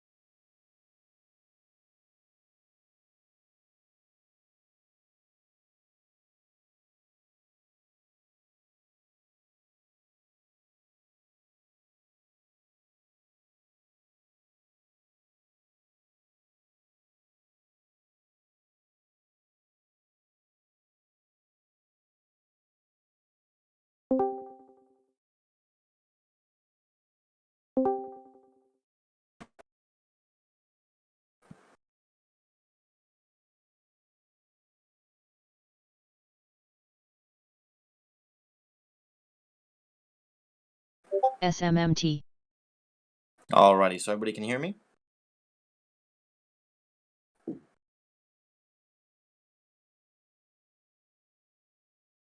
I good, Johnny? Yeah, we can hear you. Right? Okay, perfect. Alright, so starting from the very beginning, I'm going to be HEVT. talking about the individuals. So basically, as this pertains to, it pertains to everybody, obviously equally, but it gets very tricky because as it pertains to trading and how everything relates, how everything I'm going to be talking about today relates to trading is entirely dependent on who you are as a person, as an individual, right? So SGBX. some of the things that I'll be talking about, like the main things I'll be talking about in terms of the person, the individual, is going to be things like introversion and extroversion, which if you've read any books about trading psychology, I would say a majority, if not like closer to 80% of trading psychology books are based upon these two types of people. You have people who are extroverts, people who are, more open-minded, more adverse to take, they're more likely to take risks. And then you have people who are introverted. They're more calculated, they're more meticulous, they're more well thought out, they're more, they think things out, they're adverse to risk. So these two types of people these two types of people are kind of where all type of trading really comes from. And in any type of trade that you're going to develop, in terms of any type of trading strategy that you're going to develop, should be a direct representation or a reflection of who you are as a person, so that you're constantly comfortable in the trades that you're making. And that's kind of where the beginning of the lesson in terms of trading psychology comes in, is because when you first start trading out, right, you don't know anything. You know very little, you know nothing, right? So the amount of consideration or your attitude towards, approaching something of the unknown or something that you are unexperienced in should be very cautious, right? You should take more of an introverted, approach to it, so that you minimize your risk, and you're also more likely to take, to gain more from it. And this kind of is where a lot of beginning traders really have a problem with, is because they get into the trading world, and they think about all of the, the positives, all of the gold that the dragon is hoarding, right? Like, oh, I'm gonna be able to make money day in and day out, like all of the benefits, have the financial freedom, all this stuff. And they focus a lot about like all of that stuff that comes after the mastery of the skill, right? So it's more important for the individual to focus on the things that they are doing that is impeding their ability to master a skill. So for a lot of traders, they'll find, they'll start trading, they'll start off with a, whatever size account, they'll start trading, and they'll find themselves almost like in a continual rut of like making a bad trade. Okay, they like talk, they have a little talking to themselves, they try to figure out what they did wrong, whatever, and they invest a certain amount of time into figuring out how they could better position themselves in the future to make successful trades. So understanding you as a person, an individual psychology, is very, very, very, very crucial, and it's actually the fundamental, like the basis for every single type of trade that you make. And there's a lot of things that tie into this. Like I don't want to get too much into it, obviously, because I'm not a psychology major. There's a lot of different things that tie into how people act, not only like, in terms of the decisions that they make, but in terms of their ability to make future decisions that are going to be more beneficial for themselves, right? And that has to do with like a lot of varying factors in terms of a person's psychology, like their level of agreeableness. Like people who are, less agreeable, they tend not to, they're not going to benefit from other people, having conversations with other people, because they're just going to try to like, hone in onto the things that they know to be, that they think to be true, right? So they're pretty like, they're honed in on that type of in that type of mentality, so that there's very little for them to gain. So with that being said, a lot of the things that I'll be talking about has to pertain to that, fundamentally those types of things. And now I'll talk a little bit more about that. So putting it shortly, extroverts get bored easily and they need constant stimulation. So if you're an extrovert, you're going to be the guy, sitting, at that trade, looking at that chart, and like literally wanting to make a trade like every single second, trying to justify to yourself like, oh, can I buy here? Can I buy here? Whatever. You're going to be ready to go like at all times, and it's going to put you in a position that is extremely more risky than somebody who is introverted, who's just going to sit back, kind of take a look at the chart, kind of formulate a plan or, some type of system, and then they're going to be able to execute, right? So the perfect mix of a trader from a hypothetical situation is somebody who is extroverted. They can expose themselves to risk, but is also part introverted, right? A perfect 50-50 mix between chaos and order. Chaos being somebody who's extroverted, who's going to expose themselves to an environment or a situation that there's a lot of unknown to, or order, where you're exposing yourself to an environment where, you're exposing yourself to what you do know to be true. That would be order. Like when you're developing, a systematic trading system, like those are the types of things that you should be looking at, so that you create the best system possible for you, so that you can rely on it day in and day out. So now, like kind of getting more into it, I want to go into some videos here. I have some videos. I follow a lot of different, psychology is such a big thing, especially for me. I'll go into a little bit personal. For me, I always struggled with my mentality when I was growing up. I had ADHD. I'm very hyperactive. I suffer from, a chemical imbalance in my brain. I have, I suffer from anxiety and depression and things like that. So when I first started trading, these are some of the, underlying crippling effects of, the underlying crippling effects of how it affected, my trades negatively. And these types of things, until I really hammered them down and I really like gained control of them, now if you know me, you probably think that I'm a little bit more introverted, right? You probably think that I'm a little bit more cautious and conservative towards my actions. And I wasn't always like that. I was much more extroverted. I was much more, risky and like, willing to take things, as they come, and kind of rely on my ability to, adapt and evolve into those uncertain situations.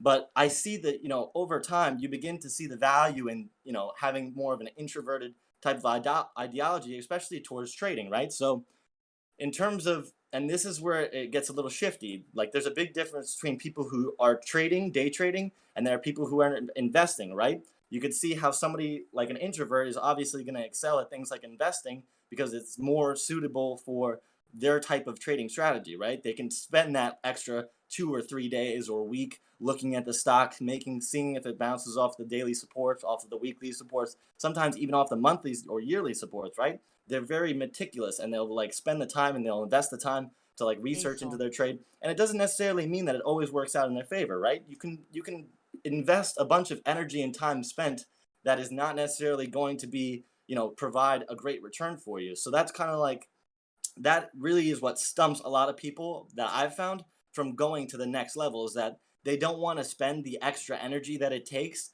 to like really figure out what they're doing wrong and to take them to the next level, right? So this is like a huge barrier factor in terms of an individual's mental, capacity for what they're doing in terms of trading, right? Because from a fundamental standpoint, you could essentially be further down in time. You could be, 2 years of trading experience down $50,000, $100,000, $250,000, $350,000, and essentially be in the same place that you were 2 years ago in terms of your trading psychology.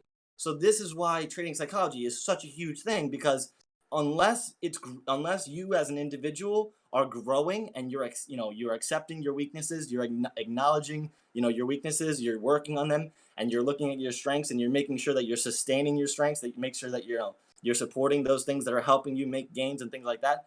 A lot of the effort that you're going to be spent is towards those things. And that's why, like, when they talk about in that video, if you guys watch that algorithm video, like, he talks about how they spend time working on that algorithm constantly, tweaking it, making it better and better and better and better, hypothetically, so that they can hopefully make more and more money, right? So you are essentially, when you have a trading strategy, the trading strategy isn't necessarily an algorithm. It's not like ones and zeros equals this, but it is an GCO. equation that you are going to use, that you are going to bring to the market day in and day out, based upon your own personal, like, I'm comfortable with this, I can make trades based off this strategy, and it will provide you with the ability to succeed to where you think you should be succeeding, right? Making all of those trades. It's the difference between being in a losing trade, right? Being in a losing trade and having that loser and it's running down negatively, or having a winning trade and it's gaining for you and it's appreciating and you're making more money, right? So you have to understand how both of those different types of environments that you're going to expose yourself to are going to affect your psychology. So somebody who's less risk adverse, somebody who's an introvert who's day trading, they're going to be more likely to necessarily stop out or execute their stops. They're going to be looking for the opportunity to limit their risk. And this is like really fundamental, because you have to understand from a trading psychology standpoint of how these two types of things, like, literally are the difference between a successful trader and unsuccessful trader. So that's kind of like the basis of what we're going to be studying here today, is this type of relationship between the moves that you are currently making in terms of your trading, how they are negatively impacting you, how you can take a step back and not necessarily expose yourself to that negative environment. Because far too often you'll find people who are they've taken a huge losing trade, or whatever the case may be, and they'll spend the next 3 or 4 days or a couple weeks beating themselves up, like, oh my goodness, I can't believe I made that trade. I can't believe and it's like I said, a lot of the times it's a continuous cycle. So it won't be their first time. It'll be like their second time or third time or fourth time. I can't believe I made the same mistakes that I made last time. I can't believe I found myself in a similar position that I did last time of, having just a losing trade that you necessarily don't have the mental strength to get rid of. And that is another thing. Like, your resiliency in terms of your mentality is a huge thing, because the market's number one, the opportunity that the market brings BBIO. is for them to take advantage of the emotions of people that are trading within it. All the other things that are trading within the market, they don't have the consideration for people's emotions like physical human beings do, right? So that is the weakness in terms of, like, you transitioning, you're transitioning from, like, trying to make money in a societal environment where, like, you can just go to a job and make, X amount of dollars, between going to the market and having the ability to make X amount of dollars is completely dependent on you, and, like, your ability to, like, grab control of these things that are negatively affecting you as a person and how it pertains to your trading. So now I'm kind of going to get into a little bit of these videos that kind of elaborate more effectively about the types of concepts that I'm talking about here, and I will go over them one by one and we'll talk about them. So the first one that I want to bring up is this kind of idea about circumambulation, which is a pretty, it sounds like a very fancy word, and it's kind of like an abstract concept, but I think it relates to trading, like, very, very well. And this is my example that I have. So you necessarily are going to make a trade, and it doesn't matter what trade you make, right? You can make any trade that you could possibly think of. And for the sake of the example, I'm going to say going long at $10, okay? So the stock is at $10 and you go long. The stock proceeds to move up, right? It goes to $10.20, right? And you say, oh, you know what? I made a 2% gain in 5 ECOL. minutes, whatever the case may be. I'm going to look to secure profits here, okay? So you secure profits, you make a 2% gain off of your $10 buy, and you move on with your day, right? So that is, like, as an individual, that is a reality, one reality in which you can experience, right? So that's just, like, one of the possible outcomes. So circumambulation kind of relates to all of the possible outcomes that you can have. Like, it's the difference between making, having a stock that moves from $10 to 20 cents and making 2%, or having a stock that moves from $10 to 20% to 20 cents and only making 1.8% or 1.5%, and all of those other realities that you could be experiencing, that is effectively like it's almost like fluff, right? Because the only thing that's relevant to you is the decision that you have made, the trade that you have made, the trade that you are making, right? So the idea of circumambulation is an interesting one, because in those times that you think that you're making a good trade, that you are profitable in, it's undisputable that it's a good trade. In my opinion, as long as you make money, it's a good trade, right? From an objective standpoint, in terms of making money in the market, right? But in terms of circumambulation, is that your trade, the trade that you could be placing, the most perfect trade, like capitalizing on 100% of the gain from a stock that's going to move 50%, FBIO. capitalizing on that 50%, on the whole 50%, is like the ideal situation, right? So this is how it pertains to circumambulation, is that you'll spend your entire life making decisions in terms of your trading, any trade that you decide to make, and you'll see all of the other better trades that you can make, right? Like the difference between buying at $10 or buying at $9.99, right? Buying at $9.99 is essentially, objectively, a better trade if it goes up to $10.20 than buying at $10, right? And quantitatively, we can measure it. Like, thankfully, we have very smart people who have lived, many years before us, who came up with, the quantifiable structure that we can quantifiably look at things and look at them and try to understand them. But the way that circumambulation works is that over time, the more decisions that you make, in this example, you should be getting closer to making better and better and better and better decisions, in turn becoming more and more and more successful of a trader, right? So I'm going to play the video just so I can kind of catch my breath and digest some of how I want to transition into the next section. And I'll play the video for you guys here. It's just like a quick 2-minute video, so just try to listen and see what you get from it. But this is about circumambulation and about how making your choices is going to affect your psychology, and how making better choices would affect your psychology much better, right? Making the trades that you should have made that are far more successful than the trade that you did make. So here's that video for you guys. New parts of people manifest themselves and grip their interests, say. They do it very badly and shoddily. And so you stumble around like an idiot when you try to do something new. That's why the fool is the precursor to the savior.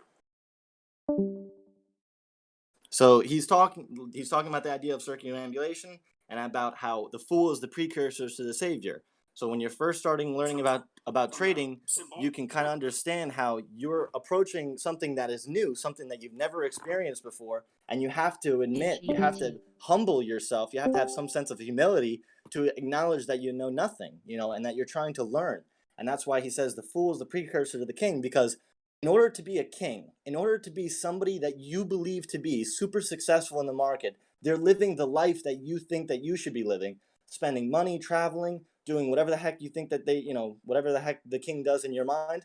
In order to become that, you must first be the fool. You must, it's the transitioning stages. There's never been a king who's like, grown up from essentially nothing, right? They've all grown up from something, some sense of a noble family, or some sense of nobility, right? So it all stems from something, and he's going to get more into about how circumambulation, or making the wrong decisions, can help you if you choose to pay attention, if you choose to humble yourself and have that sense of humility to acknowledge the fact that you potentially may have not. It's not about making a mistake, but it's about not making the best possible choice. And not making the best possible choice as it pertains to trading is going to affect you negatively. So here's more of that. Because you have to be a fool before you can be a master. And if you're not willing to be a fool, then you can't be a master. So it's an error-ridden process. And that's also laid out in the Old Testament stories, because the first thing that happens to all these patriarchal figures when God kicks them out of their father's house when they're like 84 is that they run into all sorts of trouble, and some of it's social and some of it's natural and some of it's a consequence of their own moral inadequacy. So they're fools. But the thing that's so interesting is that despite the fact that they're fools, they're still supposed to go on the adventure, and that they're capable of learning enough as a consequence of moving forward on the adventure so that they straighten themselves out across time. And this is really in conclusion, straightening yourself out across time, right? And that's like fundamentally that's what you should be trying to do. Your trades, as you make trades day in and day, if you're a day trader, I'm always referencing day trading. Obviously psychology affects investors as well, but in a much more general aspect. But in terms of day trading, like each day, that you spend, you come to the market, you're trying to figure out like, if you're moving closer and closer to something that like the savior, the savior, somebody who's gonna, that person that you think that you should be. And if you're not like constantly if you're not watching or having the consciousness to pay attention to, if you're just making moves willy-nilly with lack of consideration or anything like that, it's going to be extremely hard for you to value from them. And that's why people, a lot of people, retail traders, they start trading, they make the mistakes, they continue to make the mistakes, they continue to make the mistakes, they continue to make the mistakes, and then they just stop trading. Because it's like, it would be insanity to continue to trade after you have all of this all of this information that says, that's essentially trying to convince you that you're a bad trader, right? But that's not necessarily true. Bad trades don't make you a bad trader, right? And that's like why that's what it's one of the hardest things for people to get past, is that they're so focused on their bad trades that the bad trades actually impact their future trades. And you should be like flipping the psychology of that and how the market is going to manipulate that. And every single time that you make a good trade, you should pat yourself on the back and say, yo, good job, buddy. I made a good trade. I saw this, this, and this. You look at, your justification and the clarification that you now have, obviously after seeing the result, right? The hindsight, and you can, you give yourself reward, and rewards are so important because it's what it will drive you further and further, like into your trading career. So it's important to like, yes, you acknowledge your mistakes and you recognize them and you try to, you try to make sure that they don't happen again, but you also need to recognize what you're doing right. All of those good trades, those small good trades that you make, and people are so quick to look at the negatives. They'll be like, oh man, I made a 20% gainer, but I only had $50 invested into it. Don't look at the money, man. Look at your ability to expose your capital to a position in which it could make 20% gain. That is huge, huge. Because imagine if you limited your level of uncertainty from only being comfortable putting $50 into that stock to being able to put $100,000 into that stock. Now it's the difference between making $10, which somebody is going to say, oh, that is so insignificant. $10 is like a Chick-fil-A meal, as opposed to saying $100,000, 20% of that is $20,000. That's a new car, a new Ford, whatever basic car, right? So it's this. Don't be so focused on the money. Be more focused on your ability to position your capital into a successful trade consistently, right? And that's like the thing that people will expose that $50 to 20% winners all the time, and then when they have they have a 20% loser, they'll have $5,000 into it, and it's like, why would you do that? And the reality of the situation is because their psychology was manipulated into believing that the stock was going to be successful, even though the objective truth, the reality of what they're experiencing, is that it is actually depreciating in value, right? So that's kind of like, it goes against what you would be like thinking. It's like the exact, the abstract idea of how you should approach a situation, because it goes against human nature almost, right? Because we're quick to recognize the things that are not going right in our life, and to recognize the things that are going right in our life, we almost ignore them. We don't take them into consideration. So think about how just that basis alone affects your psychology negatively, in terms of trading, if you're not constantly monitoring it. Like if you're not constantly, taking tabs on it and checking into it and see how you're doing, not only, as a trader, but as a person. And this kind of goes into, the next part that I want to get into is how the environment that you're trading in changes, right? So you can be the most sure of yourself person, have a very strong mental, capacity. You have very high conscientiousness, and, you could be very, very, very strong, and you could be exposed to an environment that is so like unforeseeably terrible that it is still crippling for you, right? So you almost have to have the respect for the unknown, to where you're going to expose yourself to a situation or a trade that you're not 100% in, and it can fail. And when it does fail, you need to come to the, to the forefront of that issue and to, you know, have the mental fortitude to acknowledge it and to now accurately and manage your trade effectively, which is like, you have no idea. It's the difference between making, you know, $5,000 a year as a trader between making $250,000 a year as a trader. It's about honing in on this specific like ability to perform even under the worst conditions, right? And there's going to be things in your life that are so unforeseeably terrible that I don't even want to mention them, but I'll just get into it. You wake up one morning, your girlfriend's pissed at you. You wake up next to your wife and she's pissed at you. She's having a bad day and she's taking it out on you. That literally can directly affect your trades. And if you're like 99.9% of the people of the population, but to the extent that it affects your trades is entirely dependent on the individual, right? The person who is has mental fortitude and their trading psychology is very strong and sound, they can separate themselves from the turmoils and pain and suffering of life and still perform in their profession or in what they're trying to do as a trader and be successful. But you have to understand that there's a clear, distinctive separation there between the emotions that you're dealing with as a human being and then the emotions that you're dealing with as a trader. Because the emotions that you're dealing with as a trader are literally specific, like almost created and designed to impact you directly. So if